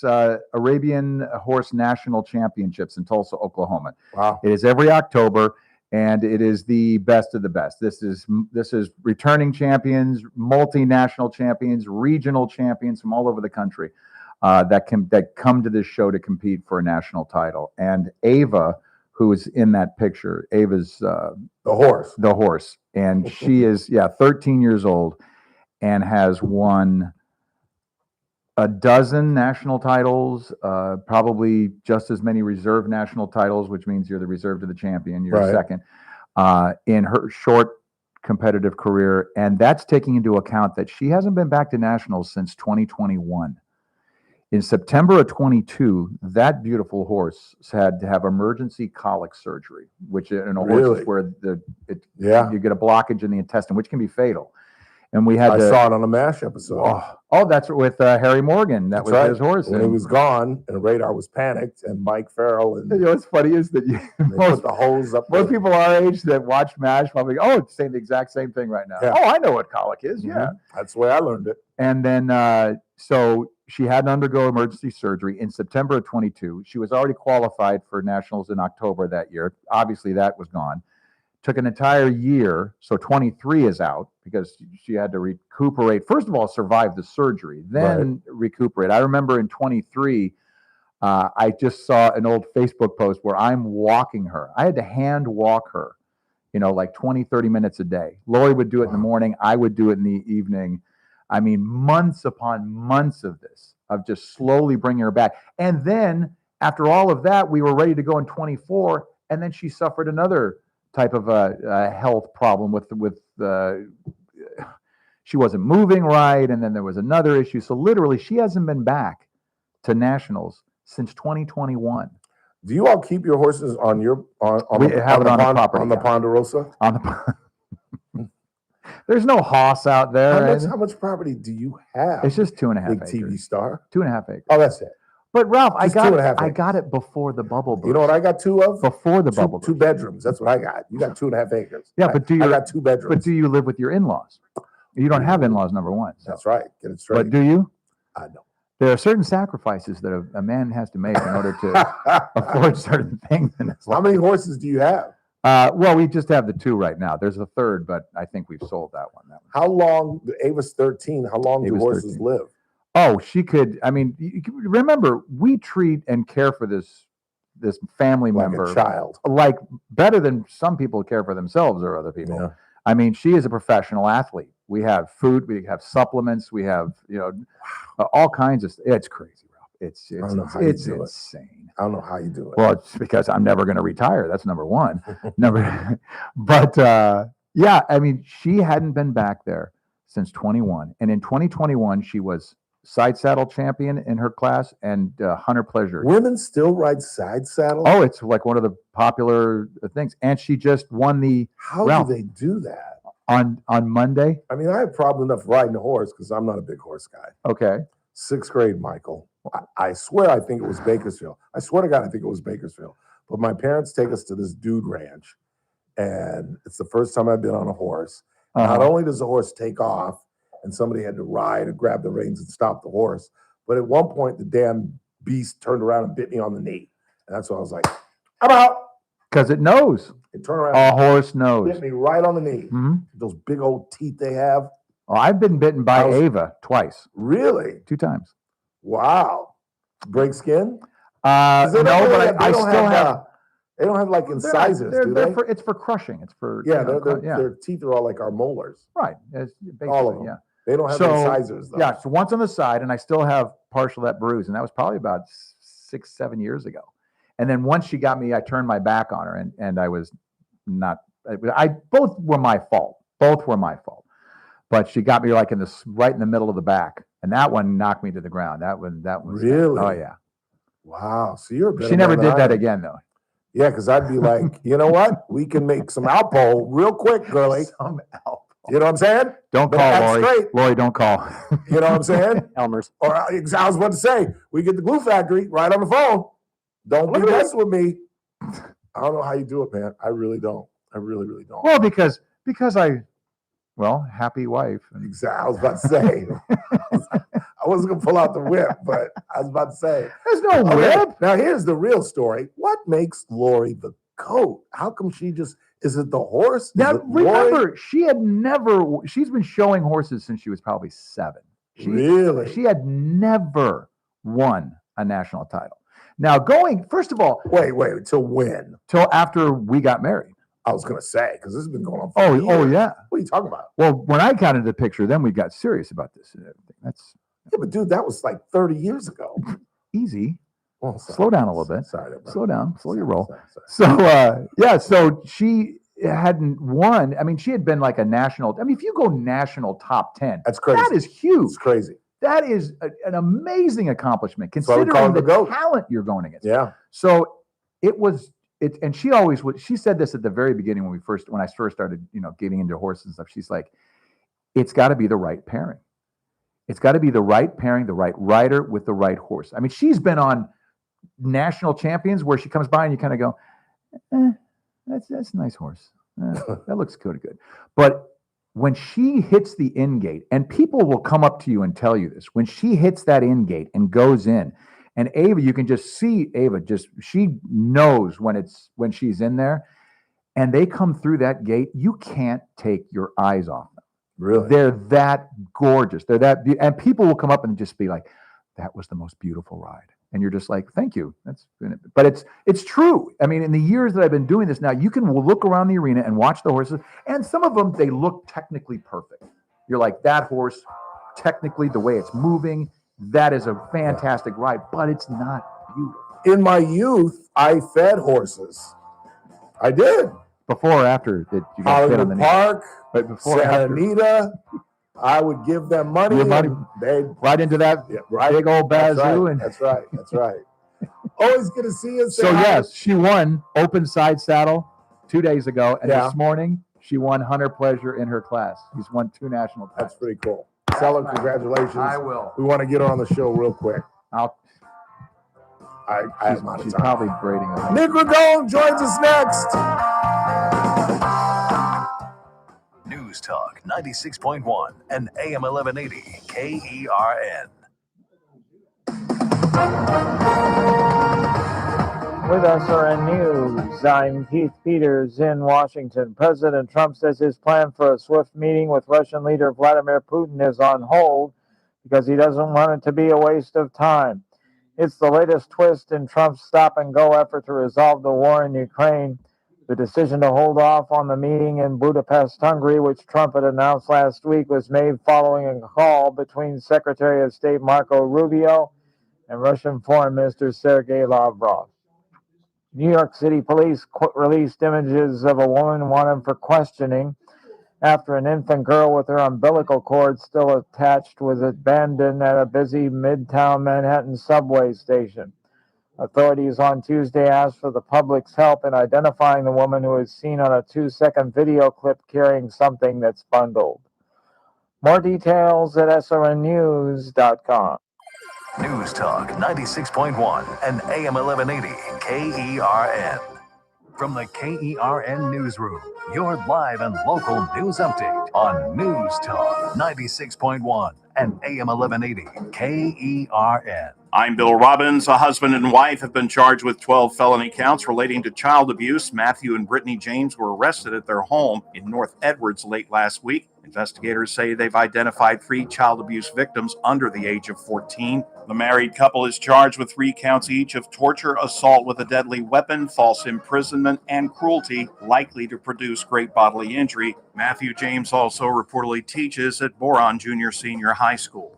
Delano police are investigating the deaths of 2 people at a home Sunday morning as a possible murder-suicide. Officers were called to the home in the 1300 block of 7th Avenue just after 8:30 Sunday morning to investigate the 2 deaths. So far, no other information is being released. I'm Bill Robbins in the KERN newsroom with news every half hour or when it breaks on News Talk 96.1 and AM 1180 KERN. Cashback is not available on gas in New Jersey and Wisconsin. $5,000. That's the average amount of money people in the U.S. are now spending on gas in a year. $5,000. That's crazy. If you drive, you have to download Upside, the free app that gives you cash back every time you get gas. That's right. You can earn real cash back with Upside just by buying the gas you're already buying. You can literally start earning cash back today. I use Upside every time I fill up, and I've already made around $300. You're putting gas in your car anyway. Why not get real cash back? If you like free money, download Upside. I'm saving the cash I earn from using Upside to help pay for a vacation later this year. Download the free Upside app now to earn cash back every time you buy gas. Use promo code BUY to get an extra 25 cents per gallon on your first tank. You can cash out anytime right to your bank, PayPal, or a gift card for Amazon and other brands. Just download the free Upside app and use promo code BUY for a 25 cents per gallon bonus on your first tank. That's code BUY for a 25 cents per gallon bonus. You've got your whole life ahead of you,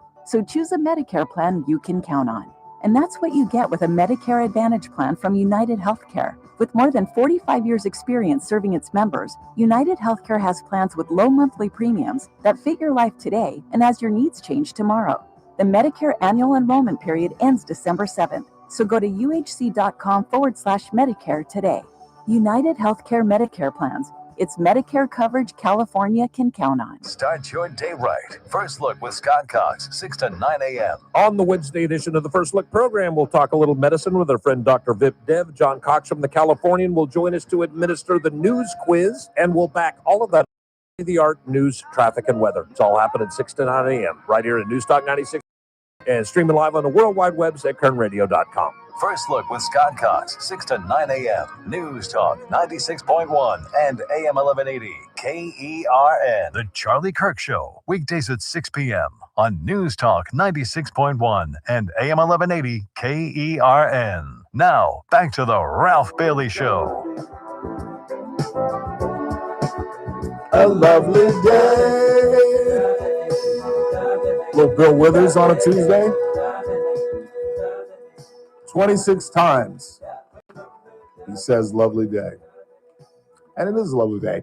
Coming up at the top of the hour, talk about Karine Jean-Pierre's new book. She was on The View, which is just, it's well produced because it's ABC News production. And the idiot comedians, Joy Behar and Whoopi Goldberg and Sonny Hoskins, used to be a federal attorney, he used to be a federal prosecutor. They read the questions, and do you know, and I'm not making this up, they did not ask Karine Jean-Pierre, the former press secretary to Joe Biden for all 4 years of his presidency, about his decline. Like, I never thought that was the lead question. Like, you left the party and that they betrayed your man, but the issue was his declining health or mental acuity. Did you see anything like that? You were with him every single day of his presidency. Never asked it. Never single asked it. Talk about that. And we got that Texas A&M. Is that right? A&M, yeah. Texas A&M package where the professor was talking about no genders, boop, boop, boop, and a student raised her hand and said, the president's executive order doesn't allow you to teach that. And they get into it. She goes to the president. In fact, there's audio of her talking to the president of Texas A&M. And the president says, what do you want me to do, fire her? And she's like, yes. And he's like, well, that's not going to happen. Well, it did. So we'll play the whole package for you. But in the meantime, we're off to Philadelphia, Pennsylvania to follow up on Teresa Goldner's story today, which somehow completely got by me. I don't know how, but Jack Nicklaus made a settlement.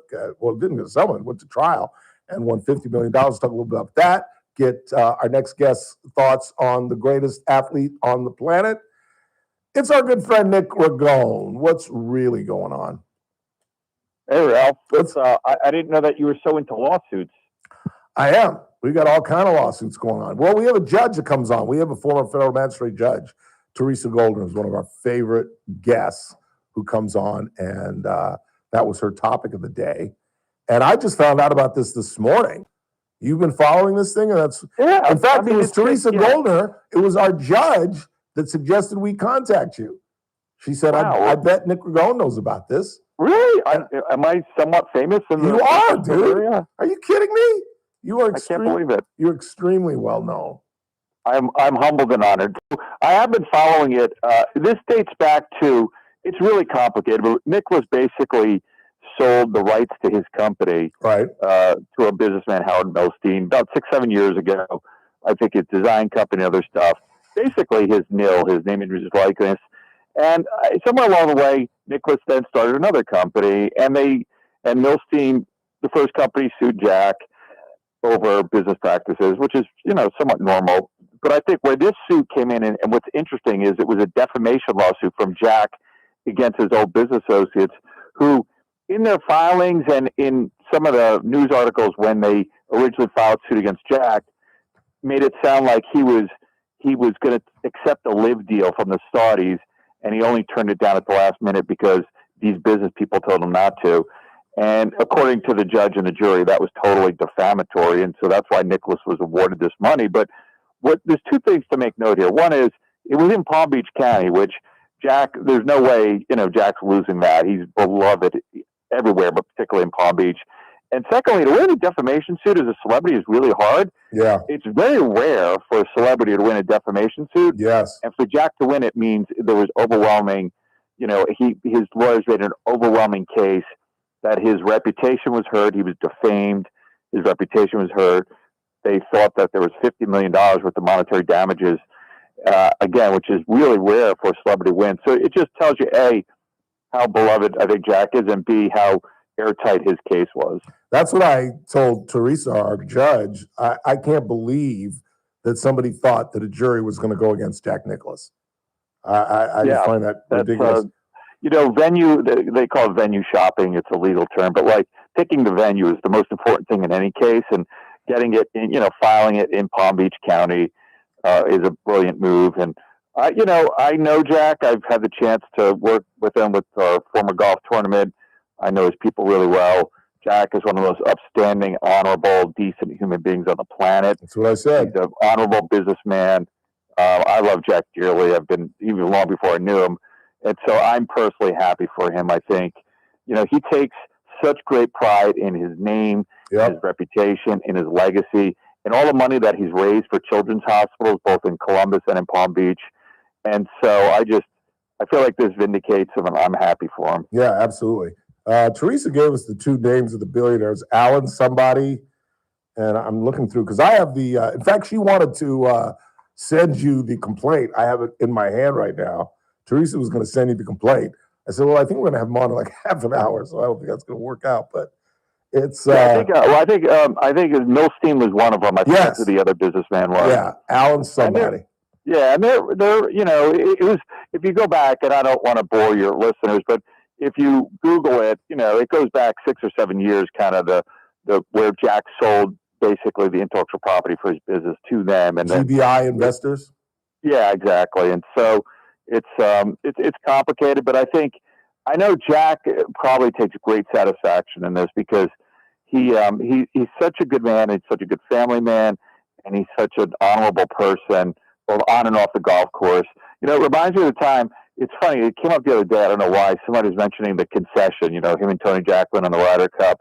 I guess around the time of the Ryder Cup, and that to me is still the greatest act of sportsmanship I've ever seen in sports, high-level sports, and it speaks only to Jack's character as a human being when he conceded. And the line that he had with Tony Jacklin was, "Explain what you're talking about."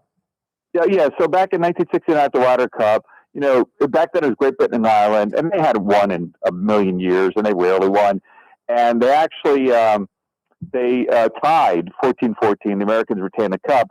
Nicklaus made a par on the last hole. He sunk a 4-footer, and Jacqueline needed to make a par to have the entire match, 14-14. He had a 3-footer. And after Jack made his putt, he picked up his coin, and he says, and Jack had a great line. He goes, I know you would have made it.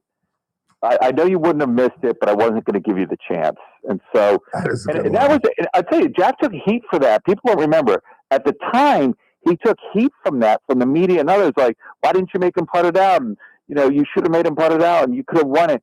And Jack never wavered from the rightness of that, the sportsmanship of that decision. Because, again, 14-14 tie, they still retain the cup. Right.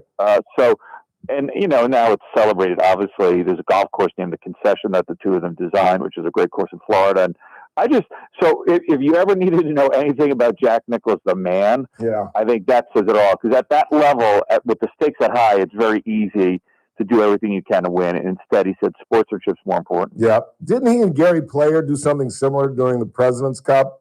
Yeah. With Tiger and Ernie Els, they went 3 extra holes or 2 extra holes, and it was all tied up. And they called it a tie. After, Tiger and Ernie had one of the great duels. I think they both birdied the first 2 holes. And, Jack and Gary said, this is too much pressure for anybody, even for Tiger. And so they did that. And I just, I'm so happy for Jack. He's just he and Barbara are just lovely human beings. And I was shocked when Teresa told us that part of the defamation suit was they tried to say that he had dementia. Really? Yeah, which is just disgusting. Yes. I mean, anybody that has seen Jack on TV, not only is he's still sharp as a tack, but he recalls shots. And they do this all the time when Jim Nantz and others interview him. He recalls specific shots and entire rounds from 40, 50 years ago. I mean, he could give you the scorecard, shot for shot, Turnberry, the duel in the sun with Tom Watson. I've seen Jack do it personally. I mean, you know me, I'm a golf nut and an aficionado and a bit of a statistics savant. And I've had a conversation with Jack and brought up, his 1-iron at Pebble in 72 on 17. He immediately said, I felt my backswing. I hooded it a little bit, so I had to hold it off. If you see my follow through, I'm holding it off. And I'm like, it's amazing, his recall and stuff. And so, the last thing he has is dementia. Yeah, I just saw him like a couple of weeks ago talking about Oakmont. I think it was a couple of weeks ago. Talked about 62. We probably talked about the playoff against Arnold. I mean, his recall for not just shots where he won, but obscure shots and rounds of golf. It's almost like when a chess grandmaster, the great ones like Bobby Fischer, Magnus Carlsen, and others, they recall pretty much every move from every game they've ever won. It's amazing how chess players can do that. And Jack is sort of like that. He is a chess player, but he can recall almost every shot. Yeah. I see you were broken up by the death of the young chess player. Daniel Narditsky. I'm glad you brought that up. I put out a tweet that's sort of gone semi-viral and posted on Facebook. But for those that don't follow the world of chess, and I know a lot of your listeners know how much I love chess, but Daniel Narditsky, a great 29-year-old grandmaster from Stanford, passed away unexpectedly. I think, I don't want to speculate on why or how. But at 29? 29. And when I tell you, Ralph, he was there's online chess now has become such a big sport, and streaming and live streaming. And there's a real combination of skill between playing great chess, but also describing it and talking about it in real time that people like me, dopes like me, can understand. And Daniel Narditsky had such a gift for that. It's hard to explain how good he was at playing chess in real time and describing his thinking so that the average person could understand it. And when I tell you, I've watched tens of thousands of hours of his videos, and I had a chance to meet him a couple years ago in St. Louis. And, when you meet people that you sort of idolize, it always can go one of two ways. And he was as lovely and humble and gracious as I thought he would have been. And he humored me as I peppered him with a million questions. And it's the saddest I've been in a long time, learning yesterday that he passed away. And it's heartbreaking. Yeah. It reminds you of the fragility of life. Yeah, it really does. Do we know a cause of death? No, the family, I think, has asked for privacy. So I want to respect that. Talking with our good friend Nick Ragone, live from Philadelphia, PA. Saw you at a Phillies game. You're traveling with the club now? Good googly moogly. Not Phillies, Eagles. The other team. Sorry. Occasionally. Tian and I, my wife, we love the Eagles. I love the Eagles. It's such a good organization. And one of our brand ambassadors for Jefferson, Brandon Graham, he retired last year. He just announced today he's coming back, so I'm even more excited. Defensive end. He's played more games in Eagles history than any other player. Brandon Graham is coming back? Yeah, BG announced this morning he's coming back. 55 coming back? I didn't know that. 37 years old. 55 is coming back. Wow, that is exciting. He's a good dude. It is. I mean, he was kind of, I don't want to say he's the heart and soul of the team. He's not the best player anymore by long shot, but no, I think he was. That's what Jason Kelsey used to say. I could argue he was too. I mean, he had one of the biggest sacks in franchise history against the Eagles when he sacked Tom Brady to secure that game. But it's just so refreshing to see him back. And it was a big win in Minnesota, very big win. By the way, I don't know if you've ever been in Minnesota, but that stadium they play in is beautiful. No, I've never been to Minnesota. The Dome. It's a beautiful stadium. Great sports town. So we had a lot of fun. I'll be at the Eagles-Giants rematch this weekend, which will be interesting, a little bit of a grudge match. But Philadelphia is just the all-time greatest sports city. It really is. And they love all their sports, but it's like the Eagles and everything else. And it's really fun to just be around that franchise. Yeah, that is really pretty cool. So, by the way, I did see the greatest act of sports in the history of sports with Ohtani's. I'm sure you've talked about this ad nauseum. Oh, of course. Can I just say, as a baseball historian and a sports historian, there's just no doubt that as far as single one-night performance, now you could argue Ohtani's the greatest ever or gonna be. That's totally a plausible argument. But for one night, that was the greatest single baseball achievement. And I'm trying to figure out where it ranks in all-time sports achievement. I mean, Secretariat comes to mind. I don't know if that's even a fair comparison, but to do what he did, it's right. Am I wrong? Is that not the greatest single sports baseball for a human being? History? For a human being, yes. Yeah, but it's bizarre that you bring up Secretariat because I believe his race at the Belmont is one of the greatest sports achievements in the history of sports. We've never seen anything like it. And I remember that. So on that same wavelength. We've never talked about that, have we? I don't think so. For the folks that don't know what we're talking about, he's going for the Triple Crown, and he basically wins the field by 35 lengths. I used to follow horse racing because I lived in Inglewood, 10 minutes from Hollywood Park. And in the history of horse racing, you've never seen a victory like this. Nothing comes close to it. Nothing. And his record at the Kentucky Derby still exists. Still there. I mean, he's the greatest. I mean, I don't know if you could call a horse an athlete, but and they said about Secretariat, my dad remembers it. He was a big horse guy. I was obviously too young in '73, but he said, I've never seen an athlete, he called him, have such an instinct for winning. Yeah. Secretariat, and particularly the Belmont, when he got it in his, he got the whiff in his nose, he got the bit, and it was gone. Turned it on, he knew it. Yeah. I just, my dad said it was one of the few times he was ever in tears watching sports was Secretariat. Yeah. He said, I was overcome with emotion. I was 11 years amazing. No, I was 11 years old, and I remember it. I remember I was standing up in my dad's den, and my father said because it was Sham was the horse that gave him trouble in the first two, and there was some animosity between the Sham owner and Mrs. I can't remember her name, the owner of Secretariat. Right. And when it becomes a 2-horse race, I distinctly remember my father sitting on his couch and saying, "It's over." Yeah. You could see him coming around not even to the final stretch. He just turned it on. Yeah. And it's just glorious. I don't know why I got on that, but I view. So anyway, outside of Secretariat, which was still, and I'm not talking about Buster Douglas beating Tyson or just no.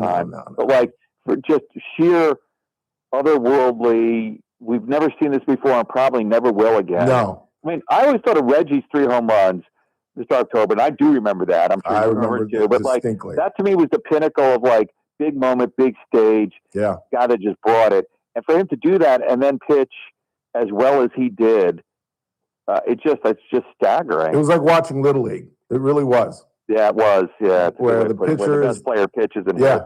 Exactly.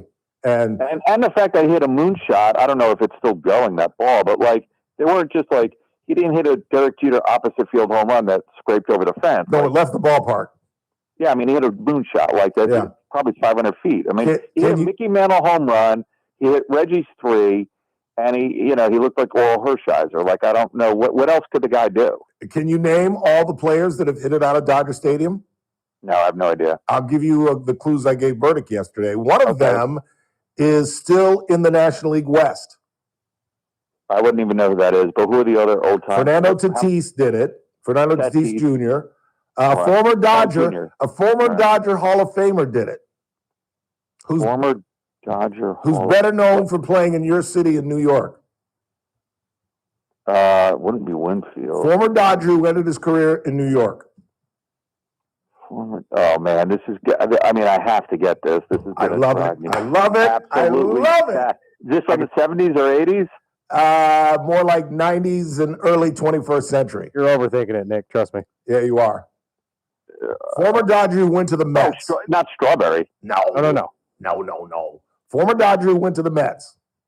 Oh, went to the Mets. I was thinking the Yankees. No. Oh, not Piazza. Yes, sir. Hit it out of Dodger Stadium. If I didn't get Piazza, holy cow, he's my all-time idol. I met Piazza once. I love it. I love it. I love it.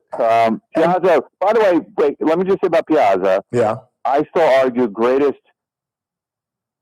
Dodger catcher of all time. No, greatest hitting catcher. Bench is the greatest catcher, but I'm going to argue Piazza is a top 5 right-handed hitter of all time. If you look at his actual numbers from catcher, how dominant he was from the time he got called up to the Dodgers till about a year or two before he left the Mets, how good he was. Yeah.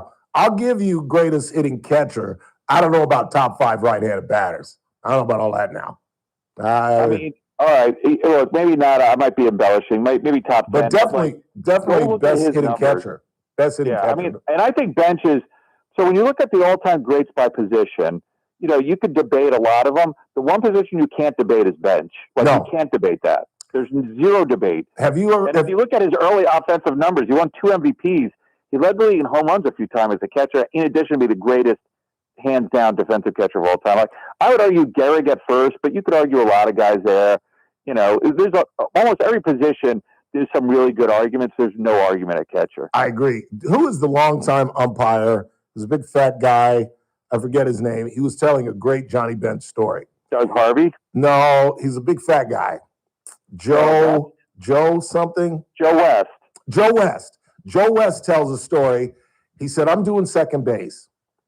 And Bench is behind the plate. And he said, Bench was such a broad guy and had such a big head that he's the one that started framing pitches. Because he said if he caught it the way Yogi caught it, close to his body, you couldn't see. He was such a just broad guy. So he was the one that started framing pitches where he'd pull it up and so you could see it. Yeah, that makes sense. And he said, I'm at second base, and Phil Garner of the Pirates was on first base. And the ball bounces and hits Bench's shoulder and gets away from Bench. And Joe Morgan tells Phil Garner to stand up because obviously Bench can't throw him out. And Bench throws him out. And Morgan refuses to tag him because he told him to stand up. And Bench is screaming at him. Pedro Borbon is screaming at him. Concepcion is screaming at him. And Joe says that Joe turned to him and just kind of rolled his eyes and said, I couldn't do it, Joe.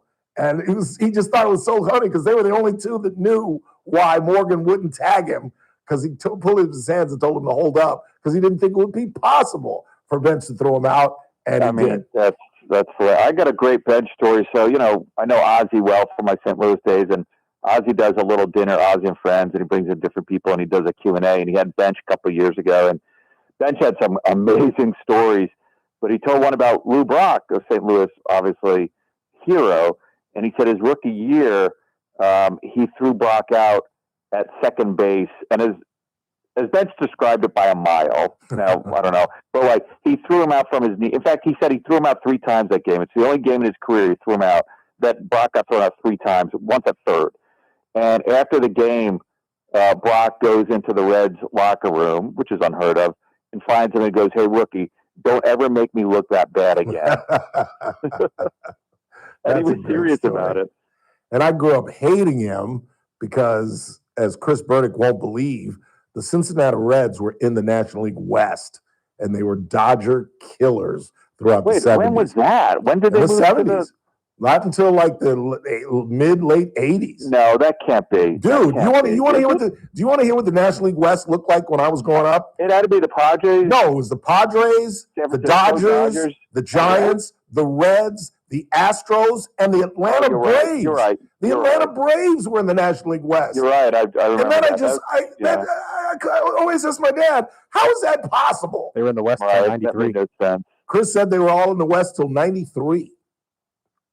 Yeah, I mean, That's look, crazy. I still think pound for pound, the Big Red Machine, I would argue, is the greatest dynasty of all time. I don't know about that, but like, what about the A's? Yankee teams? What about those 3 championships that Reggie and Joe? Right, the A's of look, early you had some 70s. great dynasty. You had the Oakland one, and then I just think I remember the Big Red Machine just being stacked with Hall of Famers. Yes. It just seemed like the best team, and they didn't even have a good pitching staff. They were No. just so dominant. I hated them. I can't remember other than Seaver. I don't remember one team. He wasn't really on the Big Red Machine. I mean, he was on it at the end, but like I don't remember one of their starters. No, Pat Darcy, Yeah, they weren't Jack like, Billingham. It wasn't like the Orioles where they had 4 No. 20-game hitters or the Mets of '69. But like, if you go down a team, and Foster isn't even a Hall of Famer, and he's the only guy from 1965 to 1990 that hit 50 home runs. Like, it's amazing. Nobody did it. Yeah, And then you had obviously Concepcion, Morgan, you had Ben, Geronimo, you had Rose, Geronimo, Concepcion. I hated them. Hated them all. I mean, such a good team. The Dodgers would win 100 games and not make the playoffs, because back in those days you had to win. Yeah, the you West had to win those to things, get yeah. in, and we'd win 100, 101 games, and the Reds would win 106. It was just like, this isn't Those Dodger teams of the '70s were great. Even Yeah, though they won were. the Yankees twice. Yeah, those we were- just I mean, Garvey should be in the Hall. That's ridiculous. Yeah, But he they had should be. one of the all-time great infields. for 15 years, and that's with another great Sandy argument. Lopez, him. That's another great argument. I got into a buddy of mine last night. He thinks that Max Muncy is the greatest Dodger third baseman. I think it's Ron Say. No, Ron Say. Ron Thank Say was a great player. Yeah, but actually, you want to know who the best defensive third baseman of all time? And it's not Brooks Robinson. It's Greg Nettles. oh please, don't It is. go. I lived through that era. I'm Oh, telling you, it's come Greg Nettles. on. Yes. I it think is. Machado, and I hate to say this out loud, but I think Machado's better No, than no, he. come on. Greatest third baseman of all time is Schmidt, and he's close to bench at being like the most dominant. Like there's Schmidt and everybody else, but like most underrated, greatest defensive third baseman of all time is Craig Nettles. Ugh, no, I disagree. Although the fight with Ray Knight is one of the great baseball fights One of of all the- time. One of the all-time great fights. So Yeah. Ray Knight had so many of them. No, actually, George Brett had a George fight Brett, with Nettles. yeah, when he hit the It was triple. Brett. Yeah, it was Brett. You're right. My Ray bad. Knight had one with Eric Davis at third base. against That's the Reds. one I'm thinking about. That's the one I'm Sucker thinking punched about. him. Yeah. That was fun, man. Always great We to covered talk a to lot you. of territory. Ask your judge if I did okay. I will. All right, man. Have a good weekend. Thanks for coming care, in. Bob. All right, we'll see you. Nick Ragone, live from Philadelphia, PA, his new home. Quick timeout. We'll head into the 5 o'clock hour, get back on track, talk about Corinne Jean-Pierre's new book, her appearance on The View, and I'll play that package for you out of Texas A&M, where the professor got fired for trying to defy the president's executive order. That's all coming up at the 5, right here on The Ralph Bailey Show on News Talk 96.1 and AM 1180 KERN.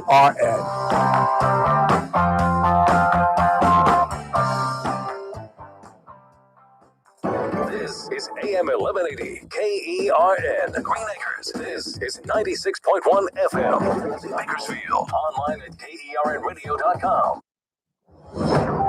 News this hour from Town Hall. I'm Keith Peters in Washington.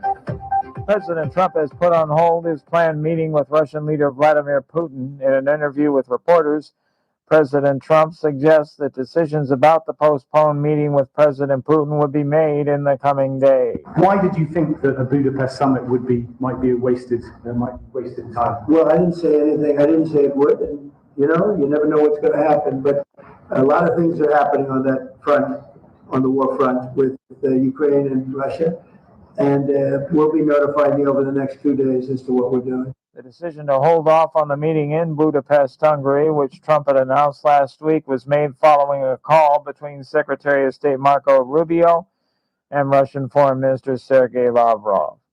A pardoned Capitol rioter is arrested for allegedly threatening to kill House Minority Leader Hakeem Jeffries. A man whose convictions for storming the U.S. Capitol were erased by President Donald Trump's mass pardons has been arrested on a charge that he threatened to kill New York Democrat and House Minority Leader Hakeem Jeffries. Christopher P. Moynihan is accused of sending a text message that read, quote, "I cannot allow this terrorist to live." Moynihan also wrote that Jeffries must be eliminated and texted, "I will kill him for the future." To extremists, Jeffries said, "You better watch how you talk when you talk about me." Haya Panjwani, Washington. New York City police released images of a woman wanted for questioning after an infant girl with her umbilical cord still attached was abandoned at a busy Midtown Manhattan subway station. Authorities on Tuesday asked for the public's help in identifying the woman, who is seen on a 2-second video clip carrying something that is bundled. On Wall Street, the Dow up by 218 points, the Nasdaq dropped 36, the S&P up a fraction. More at townhall.com.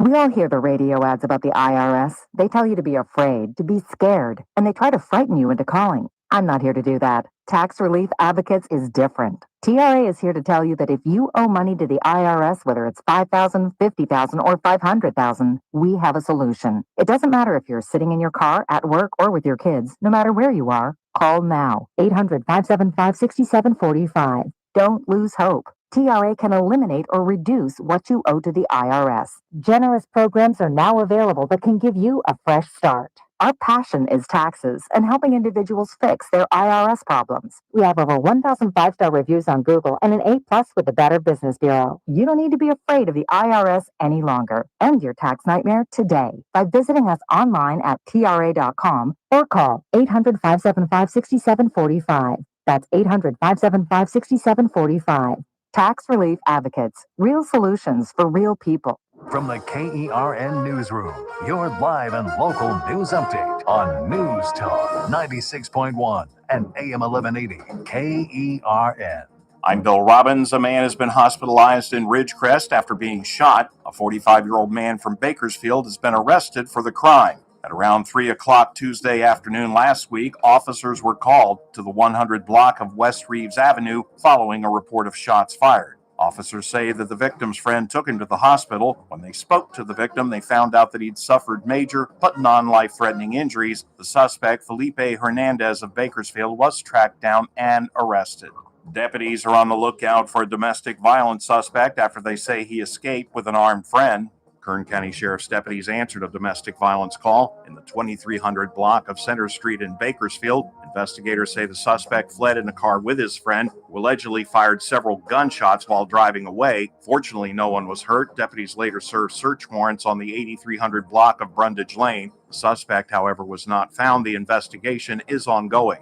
Wasco police officers had to remove a man from a local Walmart after reports of his erratic behavior inside the store after it was learned that he was armed with a bow and arrow as well as a crossbow. Officers helped Walmart staff to evacuate the store. The suspect was taken into custody and booked into the Lerdo jail. The store later resumed normal operations. A prescribed burn is set to take place on Wednesday. USDA Forest Service firefighters will conduct the prescribed burn in the Tilly Creek campground area of the Kern Ranger District. The burn is being done to reduce wildfire risk. A total of 500 piles for 50 acres is being targeted in order to eliminate potential fire fuel. Smoke will be seen in and around Wofford Heights and could drift through the valley for as long as 5 days. I'm Bill Robbins in the KERN Newsroom with news every half hour or when it breaks on News Talk 96.1 and AM 1180 KERN. What do you think? This is the Army where you shoot them a mile away? You got to get up close like this. Bada bing! You blow their brains all over your nice Ivy League suit. It's the Ralph Bailey Show on News Talk 96.1 and AM 1180 KERN. Now make sure you leave the house when you make the call. You understand me? You hear me? Call from an outside line. I mean it. Call in or text to 661-842-KERN. That's 661-842-5376. Listen live at KERNradio.com. Now, the host you've been waiting all day for. Live from the KERN studio, here's Ralph Bailey. Final hour of the broadcast on this Tuesday, 21st day of October. It's the Ralph Bailey Show. on News Talk 96.1 and AM 1180 KERN, where we're streaming live at kernradio.com. We still got lots to do in this final hour. Coming up bottom of the hour, we'll talk about the mayoral race in New York. We're 2 weeks away. And the headline on today's New York Post was, "Just walk away, Beret. You got to be at least 50 to get that illusion." Do you know who Curtis Sliwa is, Chris Burdick? I will not lie to you. I was not aware of this man up until now. He became famous in the 80s when crime was going crazy in New York, and he formed a group called, and somebody tightened me up on this because I'm going strictly on memory.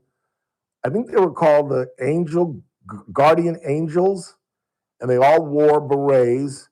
They were all unarmed, but they would be in massive numbers in the subways, where you wait for the subway, in the subways, Central Park. They just had a presence to try to fight crime. And in fact, they were incredibly successful and popular. And then it kind of waned out. Well, Sliwa has made a living being associated with that red beret, and he still wears it. In fact, one of the questions, there's no way I make it to Friday, because now the throat is starting to hurt. They asked him if he was going to wear it at the next debate. In fact, I think the debate is tonight. But obviously, the reason they want him to get out of the race is because Zoran Mamdani, the Democratic Socialist, the communist, the man who took a picture with an imam who has links to jihad and is anti-Semitic and is, a socialist and wants government-run grocery stores. He wants to not defund the police now. He wants to abolish the police. He's going to win this thing. And we'll talk about this later, but I don't understand why Republicans are against it. Give them what they want. My dad used to say, give a guy a rope and thinks he's a cowboy. Let's see what he can do. And if he ain't a cowboy, you don't know what he's doing with that rope, in other words, is the point. And this 33-year-old kid can't run a city of 8, 9, 11 million people, not with the programs that he's promising. And Kathy Hochul, the governor, is not going to go for some of the socialist things that he's going to try to do. And you got to go through the governor to get a lot of some of that stuff through. You're just a city. So we'll talk about that a little bit later. And I got to sneak in Karine Jean-Pierre's book, Independent, because she has left the Democratic Party, as I did the same route. Do we want Karine Jean-Pierre as a Republican? Because I took the same route. I was a liberal Democrat, voted for Bill Clinton twice. And then right around 97, 98, I was just like, you know what? And I became an independent for a couple of years. And it was Elizabeth Wyman's mother, Lynn, who talked me into becoming a Republican. Outlandish thought. Phil Wyman's ex-wife. Oh. Yes. Could she potentially be the first ever press secretary for both a Democratic and Republican president? Technically, if she were, but no Republican would hire her. Even if she became a Republican and was in good stead with the party. But I mean, she was a horrible press secretary. She's not getting a job doing anything. She's not going to get like a big marketing job. She was a horrible press secretary. And now you've got the reputation as being a backstabber. True. Because this book, which I guess I'm going to have to get Kamala's book and hers. I'm just fueling the Democratic Party. But throughout this book, from what I understand, she dogs the Democratic Party.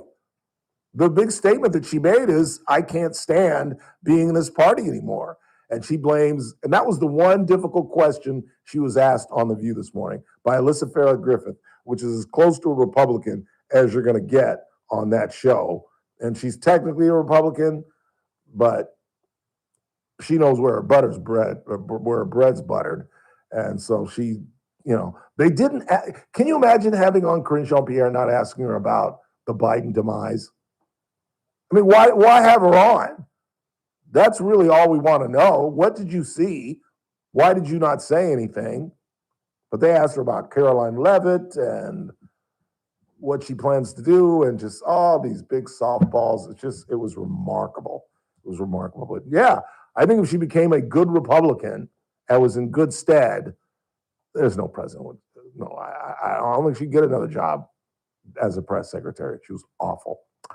Meantime, I want to play this package for you. This is out of Texas A&M, out of the Lone Star State. This is the story I've been telling you about all week, about a student who spoke up for her rights and for the law. And, well, listen for yourself. Allegedly removed from class for challenging a transgender lesson in a children's literature course. The recorded exchange supposedly shows the professor defending the LGBTQ learning materials. I just have a question because I'm not entirely sure this is legal to be teaching. Because according to our president, there's only 2 genders, and he said that he would be freezing agencies funding programs that promote gender ideology.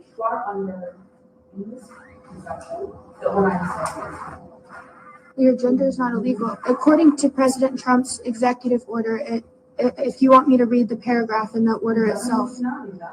If you are uncomfortable in this class, you do not go. The video quickly went viral, sparking backlash from state leaders and calls for action from Governor Greg Abbott. State Representative Brian Harrison asked the Trump administration to investigate and pushed for Governor Abbott to fire the officials involved.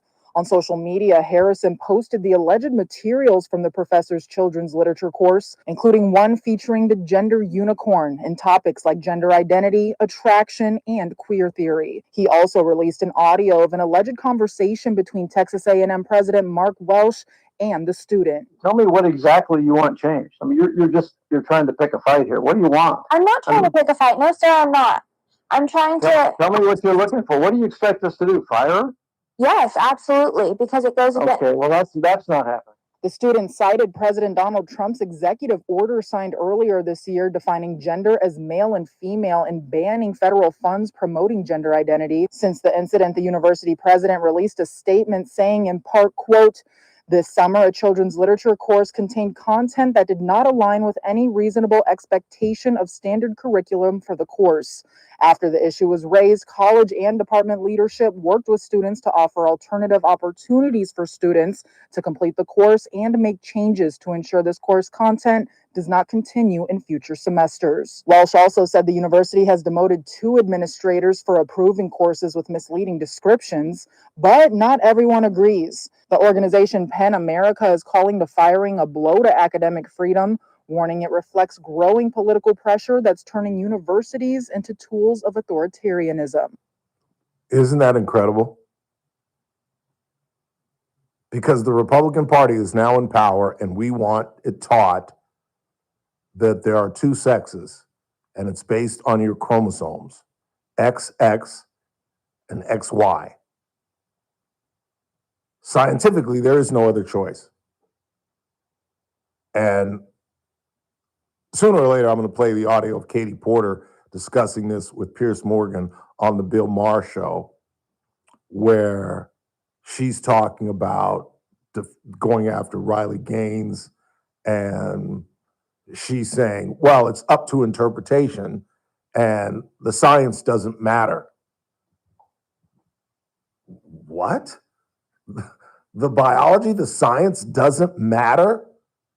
And wouldn't you be proud to have that be your daughter or your granddaughter, where she stood up to this wackadoo teacher, stood up to the president? My question is, why hasn't the president been whacked? You're trying to pick a fight. No, I'm aghast that one of your professors is teaching this queer theory and the unicorn and telling me that I'm wrong when I'm quoting the president's executive order. And I don't know, you couldn't hear the audio of the professor very well, but what she was saying to the student, if you don't feel comfortable, you can leave my classroom. These are the people that are teaching our young students in college. In college, this is with Texas A&M.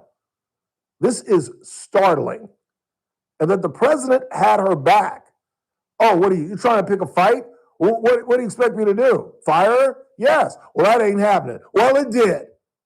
And your behind should have been right after hers. This is just crazy. And thank God we've got, it gives me hope again. Because, I hate young people. Hate them. Youth is wasted on the young, as far as I'm concerned. But not yet. We still got those who are engaged. This girl could quote the president's executive order. That girl is going to be a player one day. She's going to be a state legislator or something. If she's involved in politics, if she's a political science major, that young lady is going to be a superstar. Because that took gonads to not only challenge the professor, but to get on the phone with the president of Texas A&M. Hell, I never had discussions with, oh my God, I can't even remember my president. I can't remember. I did a package in his driveway and he got really mad at me when I was doing TV. Who was our first president at CSUB? Somebody, real quick. I am blacking out. I am an old man who smokes way too much THC. Dr. It's not the man that's right behind you, is it? No, before that. Very first president, 1971. Hispanic, Arciniega, Tomas Arciniega. That's the first one that popped up for me, too. I had interviews with Arciniega. I talked with him, but I didn't have the guts to, when I got mad about something, to go to him. I would go to a dean or something like that. But this young lady at a 30,000 population college got on the phone and went at it with the president of the university. That is badass. That really is. And if you want to hear my Tomas Arciniega story, so now I'm out of school, I'm doing television, and our ratings are in the toilet, probably because of me. And they bring in a consultant that tell Ron Feynman, the news director, that you should do this thing that we're doing as consultants. We're doing this all over the country.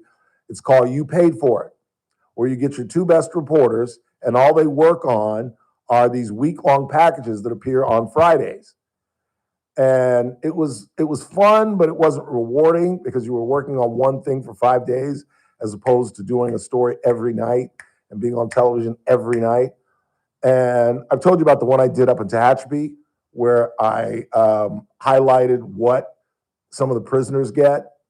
You know, and my piece opened up with them playing tennis and how there's a list that if you're not a murderer, I think it doesn't pertain to murderers, but if you're married, you can sign up for this list and be in like this little tiny apartment, and your wife can bring any type of food she wants. And so finally we did one on Tomas Arciniega. And obviously, as the former managing editor of the Roadrunner and a student who dealt with Dr. Arciniega, they selected me to do the piece. And it was not to expose necessarily, but to talk about all that the president gets. You know, now it's chump change compared to what Vernon Harper's getting. You know, these guys now are getting literally commander-in-chief, president of the United States, leader of the free world money. Like literally. As they raise the tuition on your grandchildren, the president of these colleges now, the CS and the UC, are literally making $400.5 million. Well, back then, Mr. Arciniega he was only making $250,000. And their house is paid for. And they get a house stipend allowance because they have to host other presidents. They get like $50,000 a year just to keep up their Seven Oaks home that they're not paying for. And so I did a stand-up in his driveway where I was walking and I'm saying, and along with all the perks, the president of all the CSUs gets a home like this one here in Seven Oaks. This is the home of President Dr. Tomas Arciniega.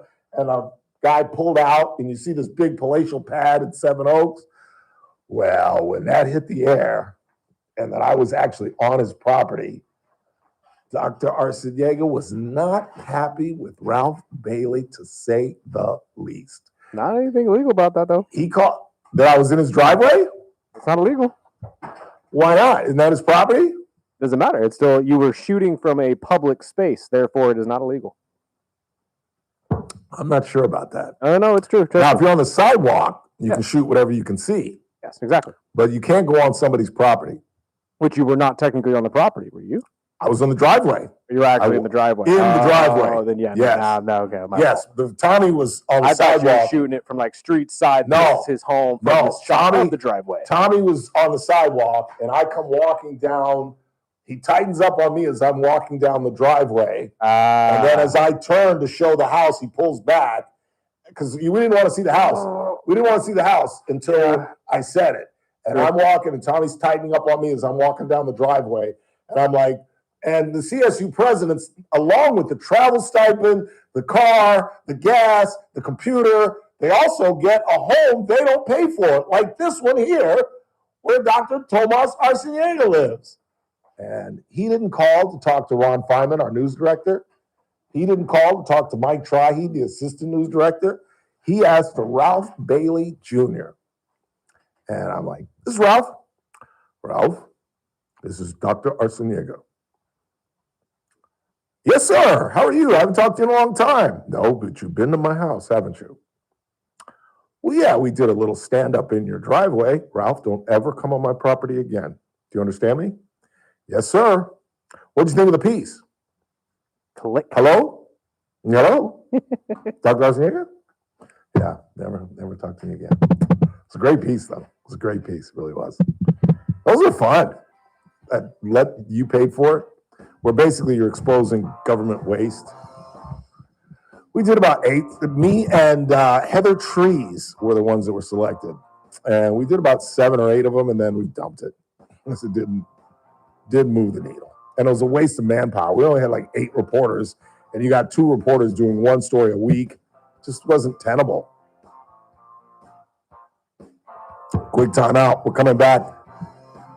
I made up my mind. Where do we go with? Curtis Lewa. We'll do that at the bottom of the hour. I'll talk a little bit about Karine Jean-Pierre's appearance on The View today and her new book. She's now an independent, and that's the name of the book.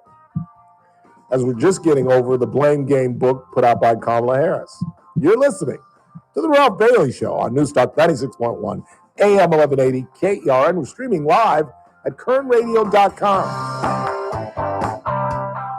News Talk 96.1 and AM 1180 KERN. Are you looking for a hospital that truly cares for your health and well-being? At Good Samaritan Hospital, they provide high-quality medical detox, psychiatric services, and medical and surgical care. They accept most insurances, including Medi-Cal, Medicare, and Kern Family. They offer Kern County's longest-standing inpatient detox program with dual diagnosis that combines medical care and withdrawal management all under one roof. Learn more at GoodSamaritanHospital.com or call 661-215-7500. Good Samaritan Hospital. They care for their community. It's that man again, Ralph Bailey for Adaptive Networks. Are you a business owner who feel that your IT company just treats you just like another ticket number? Well, at Adaptive Networks, exceptional customer service isn't just a promise. It's how they do business every single day. And when you call, you're actually talking to a real person who knows your name, understands your business, and genuinely cares about solving your problems. No phone trees, no runaround, no attitude. From the moment you become a client, you'll experience the difference that comes from working with a company that puts customer service first. And no one knows that better than the folks here at American General Media because we've teamed up with Adaptive Networks. Ready to experience IT support the way it should be? Call Adaptive Networks at 661-241-0638 or visit adaptive-net.com today. Adaptive Networks, where great technology meets even greater customer service. Cashback is not available on gas in New Jersey and Wisconsin. $5,000. That's the average amount of money people in the U.S. are now spending on gas in a year. $5,000. That's crazy. If you drive, you have to download Upside, the free app that gives you cash back every time you get gas. That's right. You can earn real cash back with Upside just by buying the gas you're already buying. You can literally start earning cash back today. I use Upside every time I fill up, and I've already made around $200-$300. You're putting gas in your car anyway. Why not get real cash back? If you like free money, download Upside. I'm saving the cash I earn from using Upside to help pay for a vacation later this year. Download the free Upside app now to earn cash back every time you buy gas. Use promo code BUY. to get an extra 25 cents per gallon on your first tank. You can cash out anytime right to your bank, PayPal, or a gift card for Amazon and other brands. Just download the free Upside app and use promo code BUY for a 25 cents per gallon bonus on your first tank. That's code BUY for a 25 cents per gallon bonus. Carpet Outlet Plus. Every day is sale day. No one can beat us, no one can touch us. You won't find better prices. Shop and compare, we don't care. Take a look our way and come into Carpet Outlet Plus. Every day is sale day. Oh no, Dad, I spilled juice on the carpet. Don't worry, kiddo. We have stain-resistant carpet from Carpet Outlet Plus. Dad, Lucky dumped his water bowl all over the new floors. Everything is fine. We have brand new waterproof floors from Carpet Outlet Plus. You can find everything you need for family-proof floor at Bakersfield's best flooring store. Now offering 1 year, no interest financing. Carpet Outlet Plus, 3.5 blocks west of 99 on Rosedale Highway. Carpet Outlet Plus. Every day is sale day. I was always tired, sleepy, and had no energy. I had relentless, debilitating headaches. Valley fever has many faces and impacts people differently. If you have a lingering cough, fever, or painful breathing for more than 2 weeks, talk to your doctor. I am Quan Louie. I am Bryn Kerrigan. And we are the faces of Valley Fever. Visit KernPublicHealth.com to learn more. The Clay Travis and Buck Sexton Show, live 9 to noon. Now, back to the Ralph Bailey Show on News Talk 96.1 and AM.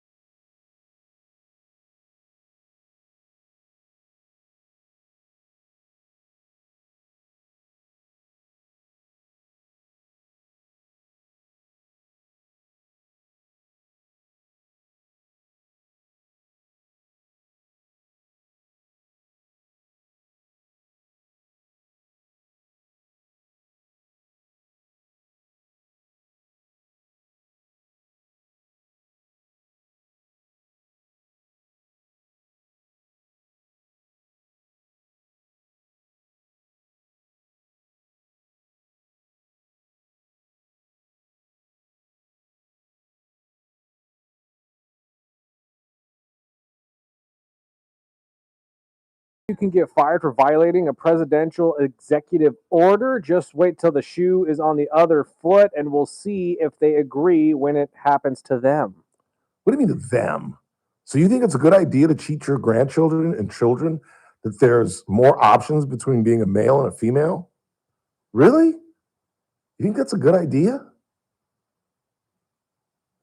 And yeah, you can get fired for ignoring executive orders. So what are you saying? The Democrats are going to come in and say that transgenderism is real and it's not a phobia and there are options from being a male and a female? I've got some great audio. It's too long, and maybe I'll give it to Chris to cut up, where a woman is literally saying that males can menstruate. I swear to God, I've got audio on my phone where they're arguing about males being able to menstruate. There's a level of delusion that comes with all It's this. crazy. It's absolutely insane. I'd love to explain that to me, how I menstruate. Yeah. Please, explain that. Yeah. When we don't have a uterus, we don't have, some of us have breasts. If you try to equate it to emotions Unfortunately. flying too, I'm going to... Some of us do have breasts. Well, little A cups. And it's accentuated in these.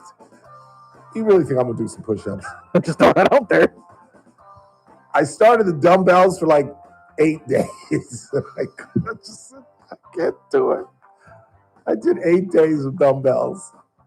And I was just like, I just can't do it.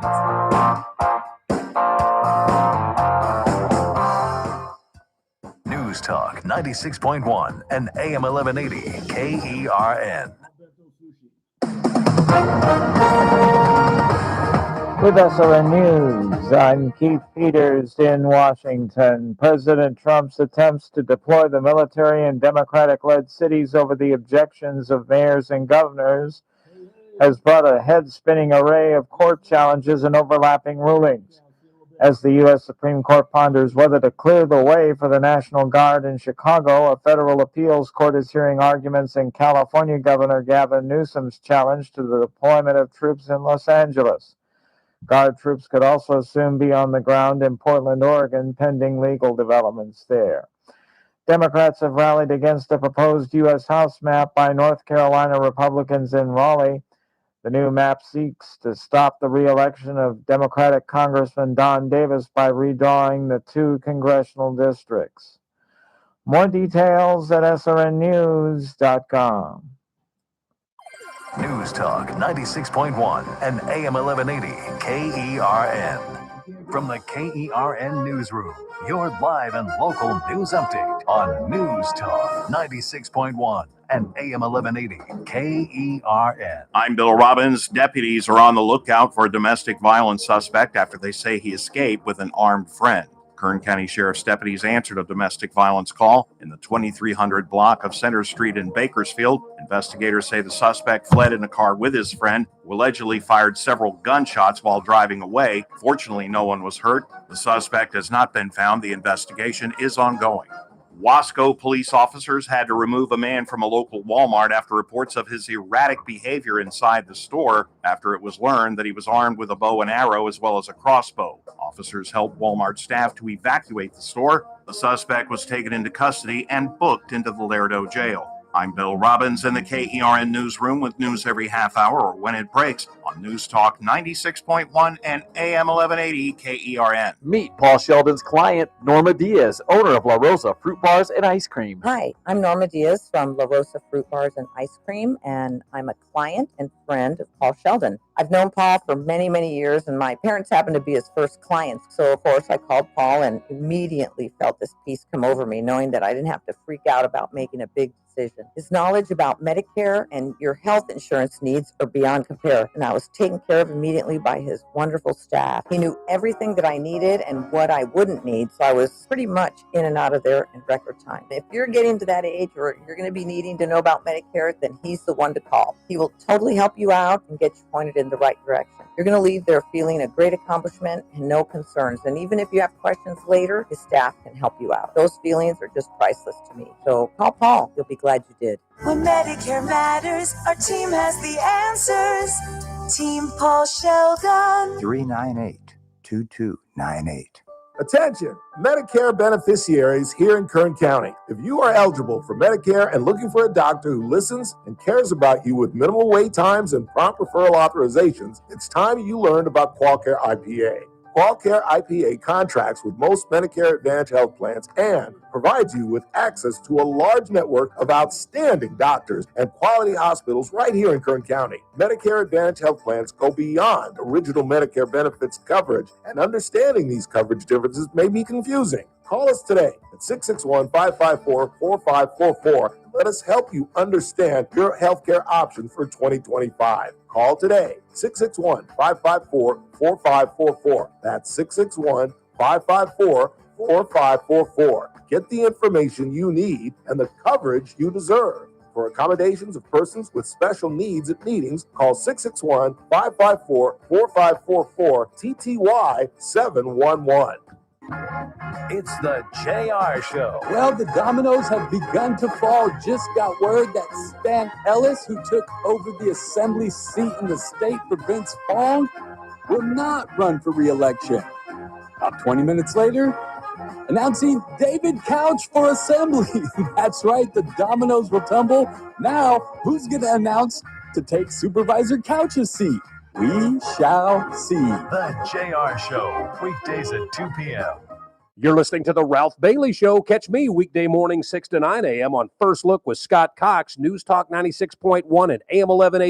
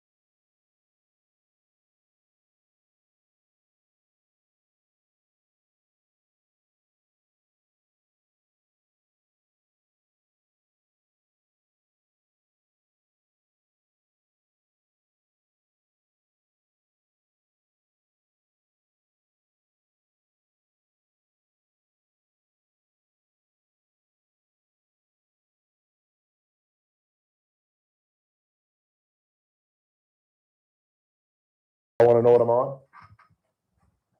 I'm on azithromycin. Azithromycin.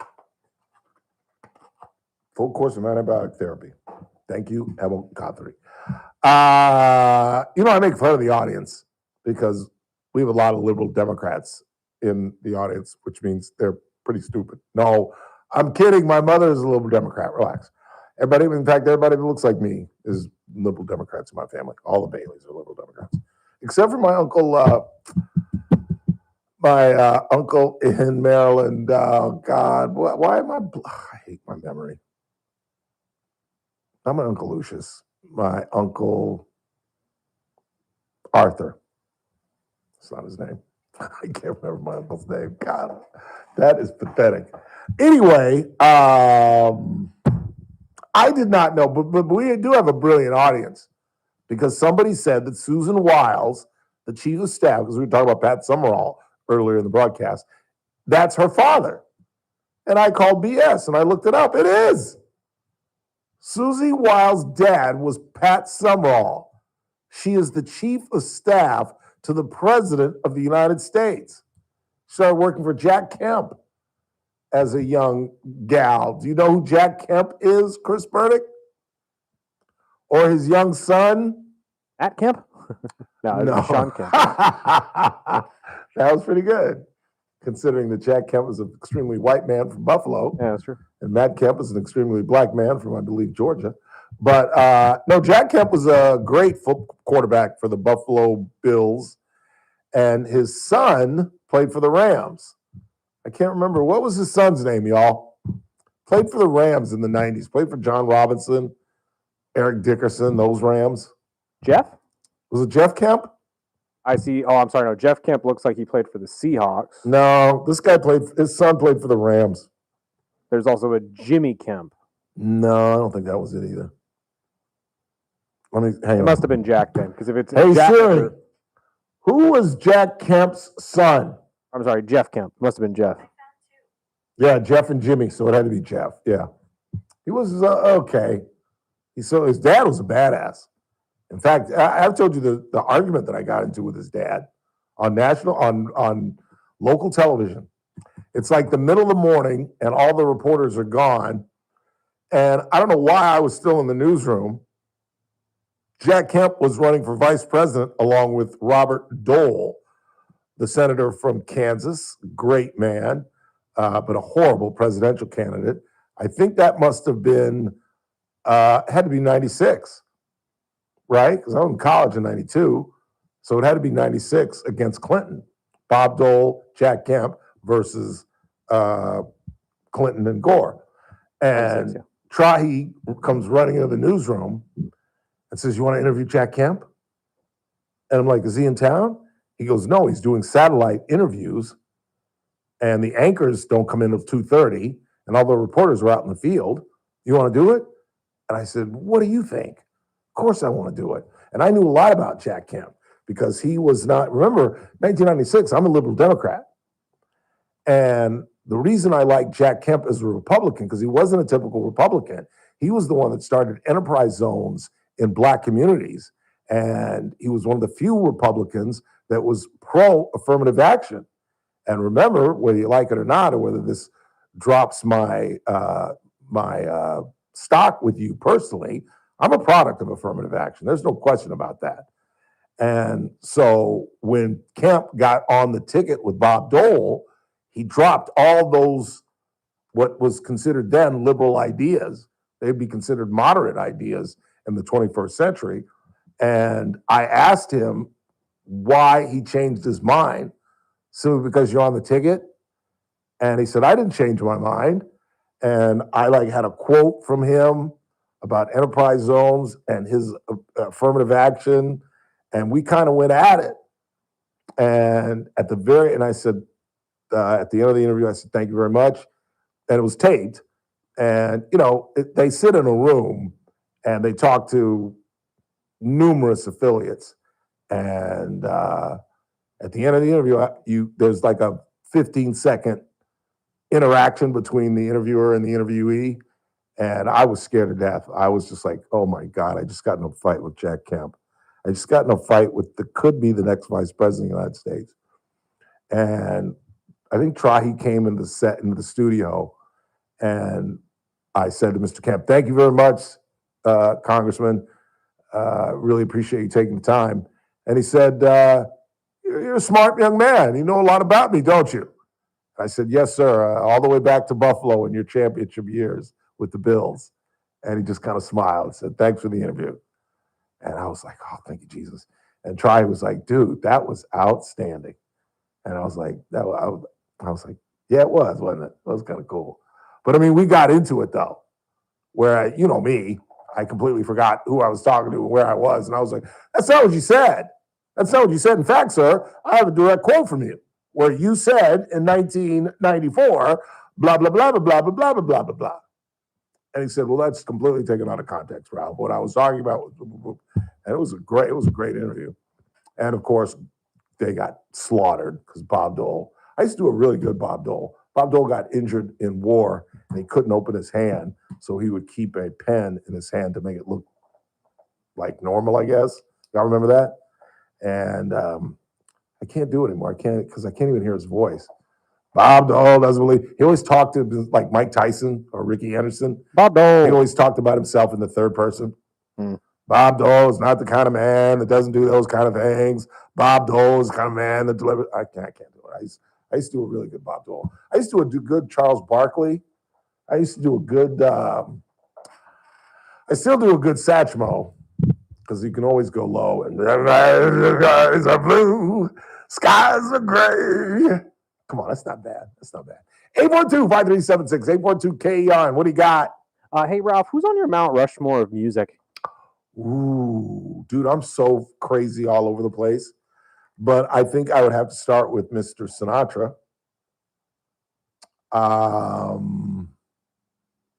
Wow. I think I would have to have Nat King Cole on that mountain. I think I would have to have Leontine Price on that. And I'm not an opera guy, but she once made me cry.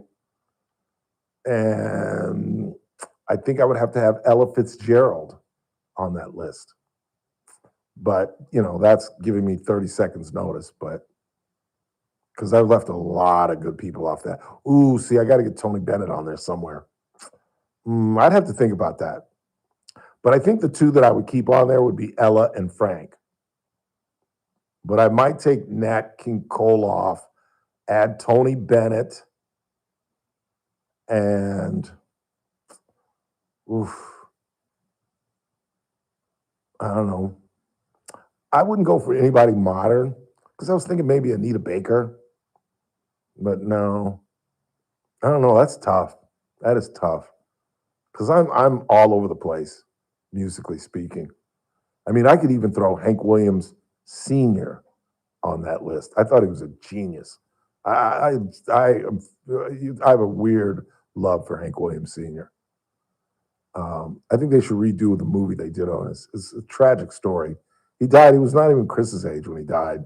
And he died going to a gig and he couldn't stop drinking. And it's a fascinating story. Died, I think he was 29 years old. But that's a great question. That really is a good question. But yeah, I'd have to think about that. But Ella Fitzgerald. Ooh, and then you got Aretha that I've left off there. Ooh. That's like saying your favorite 4 movies. I don't think I could come up with that. What else you got? This is how dictators lie in their pockets. They take money from people. Trump wants $250 million from the people. Could you imagine if Obama or Biden did this? What's he talking about? I'm not sure on this one. Don't we have any conservative Republicans to call the show anymore? What else you got? Let's see. Gary Sheffield, number 4 greatest right-handed No. Oh, Dodger right-handed hitters? Right, Dodger right-handed hitters, what they said.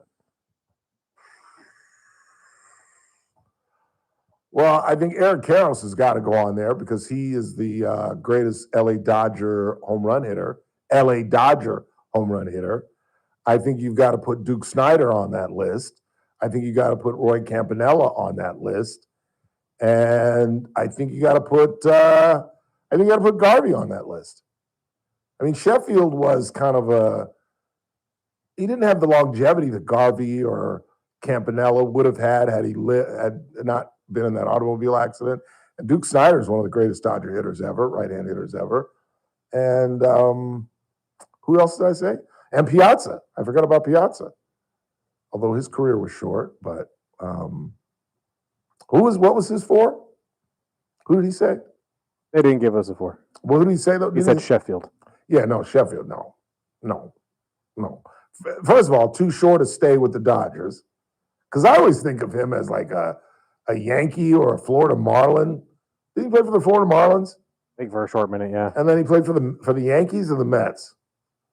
He was with us for a very short period of time. He wasn't with Mets. us. Was it the Mets? Yeah. Yeah, because Nick thought you were meaning a Yankee and you're not a Met. So yeah, it's a Met. And Ragone is nuts if he thinks Craig Nettles is the best defensive third baseman. I've never heard him say anything dumb until today. That's just crazy. And I hope you're still listening. We all got our biases. Yeah, because that's nuts. That's nuts. Brooks or Schmitty, I don't know why he doesn't exclude Schmitty as one of the great defensive third basemen.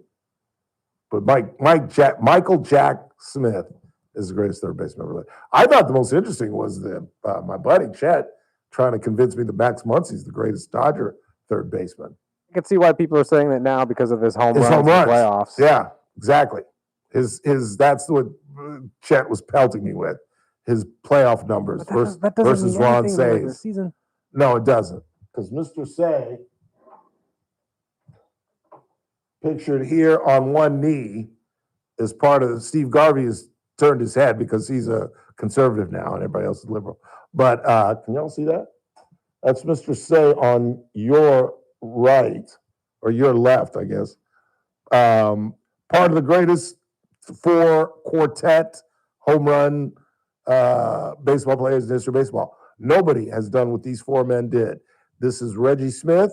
This is Mr. Garvey. That is the aforementioned Ron Say, and one of the great Dodgers, underrated Dodgers ever, Johnny B. Good, Dr. Scold, Dusty Baker, who was on deck in Atlanta when Hank Aaron hit 715. Hank came to Dusty and said, I'm tired of this. I'm going to get it over with.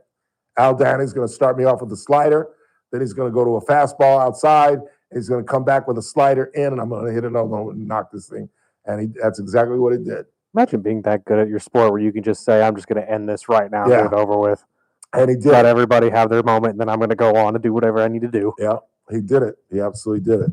But Ron Say, I think, and I got to talk to Ron Say. He's back in the fold. He's back in the fold with the Dodgers. Because when I interviewed him a couple of years ago up in Taft, they were doing a fundraiser up there. They do it every year. And they invited Ron Say, and I got to be the MC until I found out the guy out there was a nut job. And so he's obviously never going to ask me back.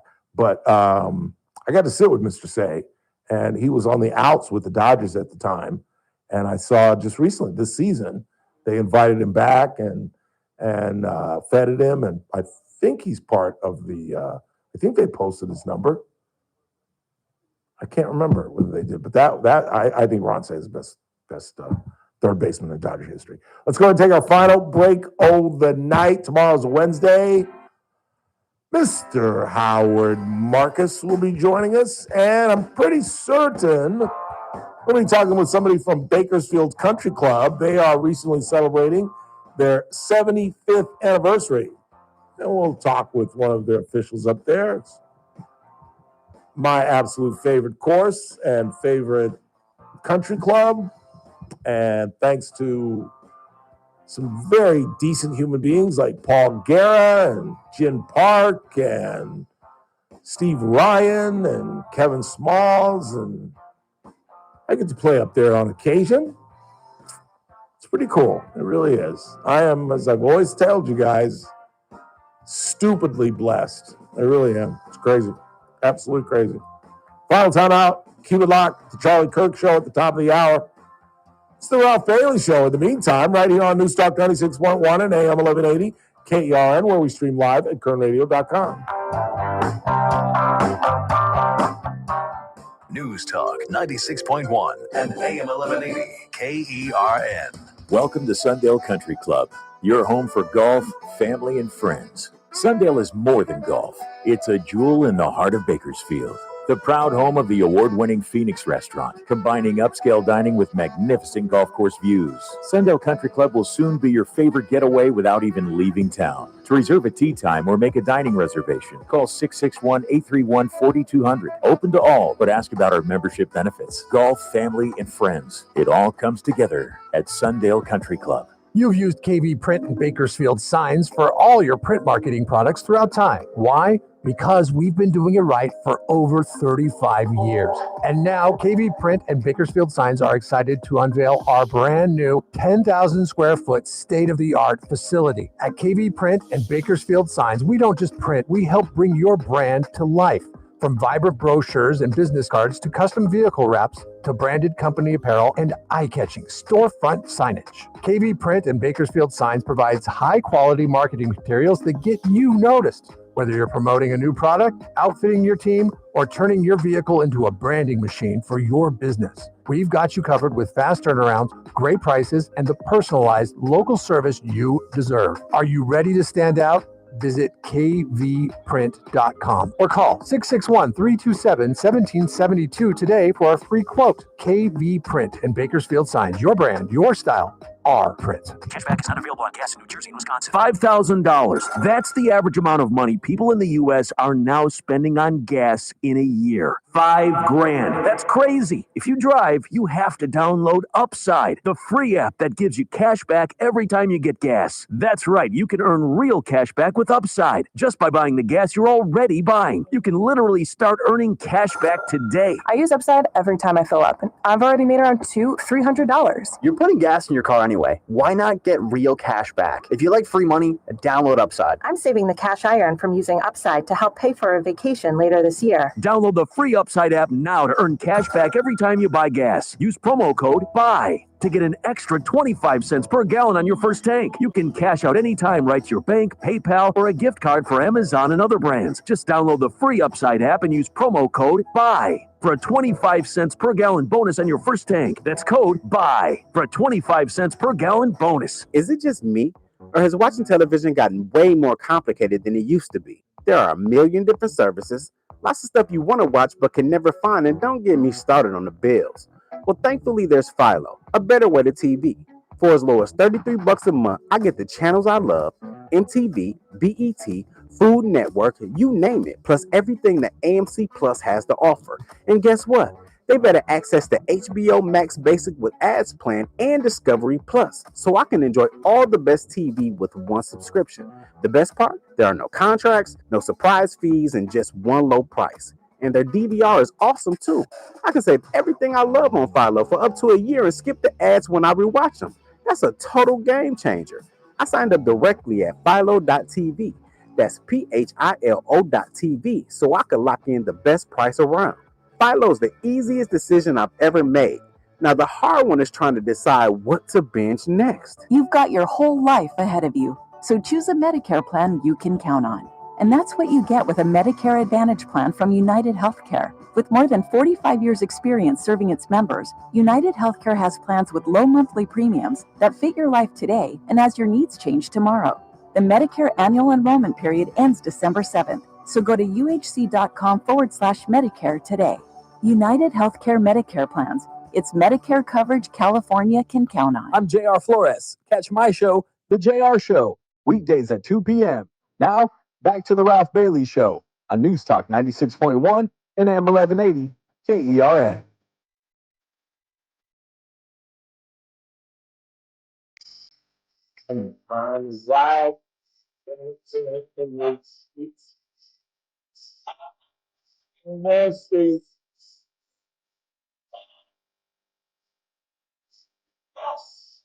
April 2076-882 KERN.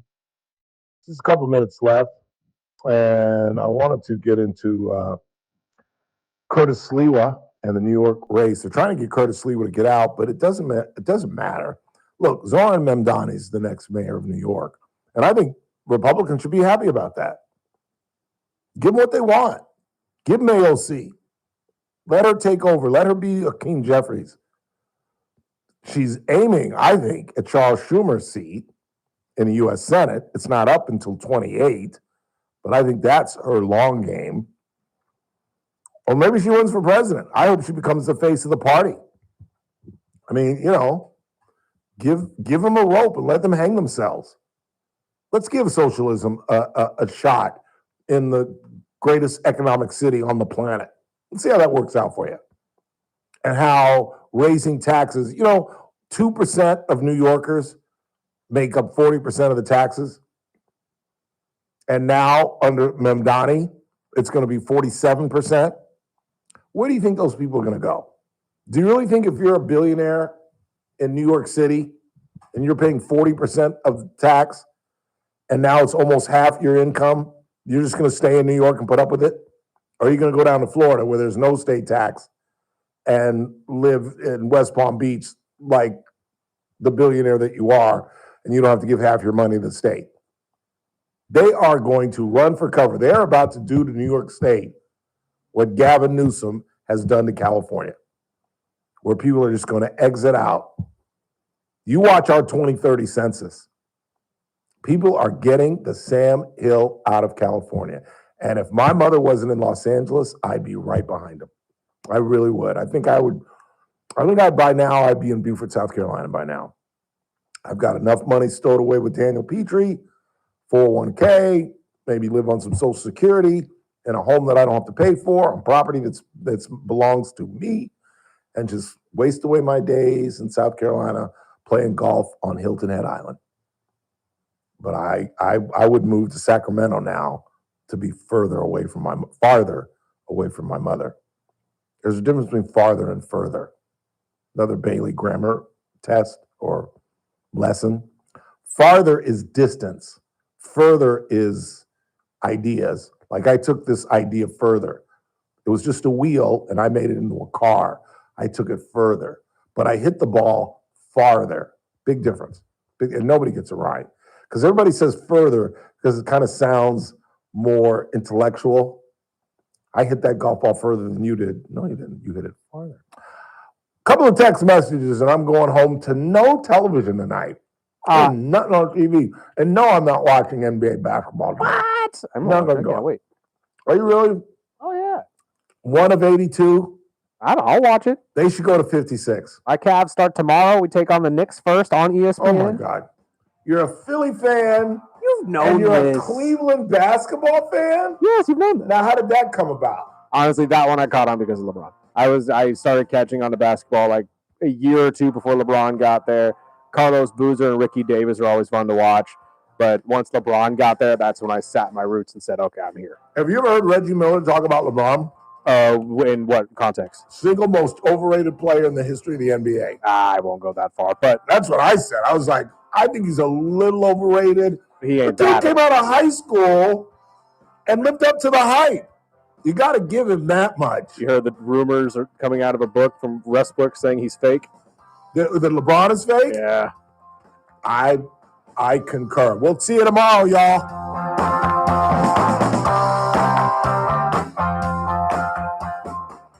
This is AM 1180 KERN Green Acres. This is 96.1 FM Bakersfield. Online at KERNradio.com.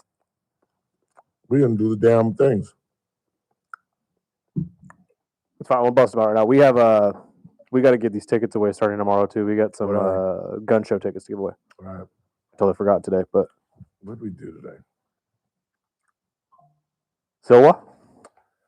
No, we'll do the shutdown. Gotcha. 3, 2. So now we're in the second longest shutdown in American history. And the Democrats are holding on to the ACA subsidies, the Obamacare subsidies.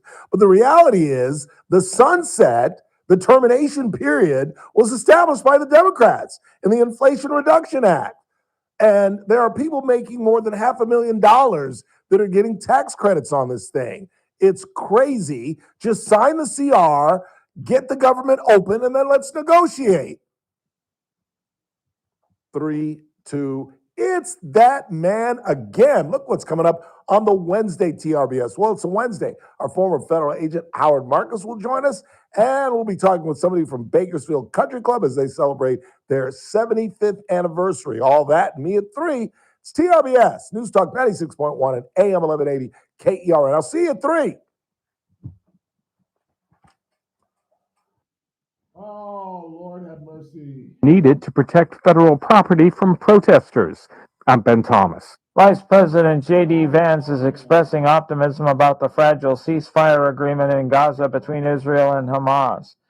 Vance says there'll be high moments and low moments. We need to reconstitute Gaza. We need to reconstruct Gaza. We need to make sure that both the Palestinians living in Gaza, but also the Israelis, are able to live in some measure of security and stability. On Wall Street, the Dow up by 218 points.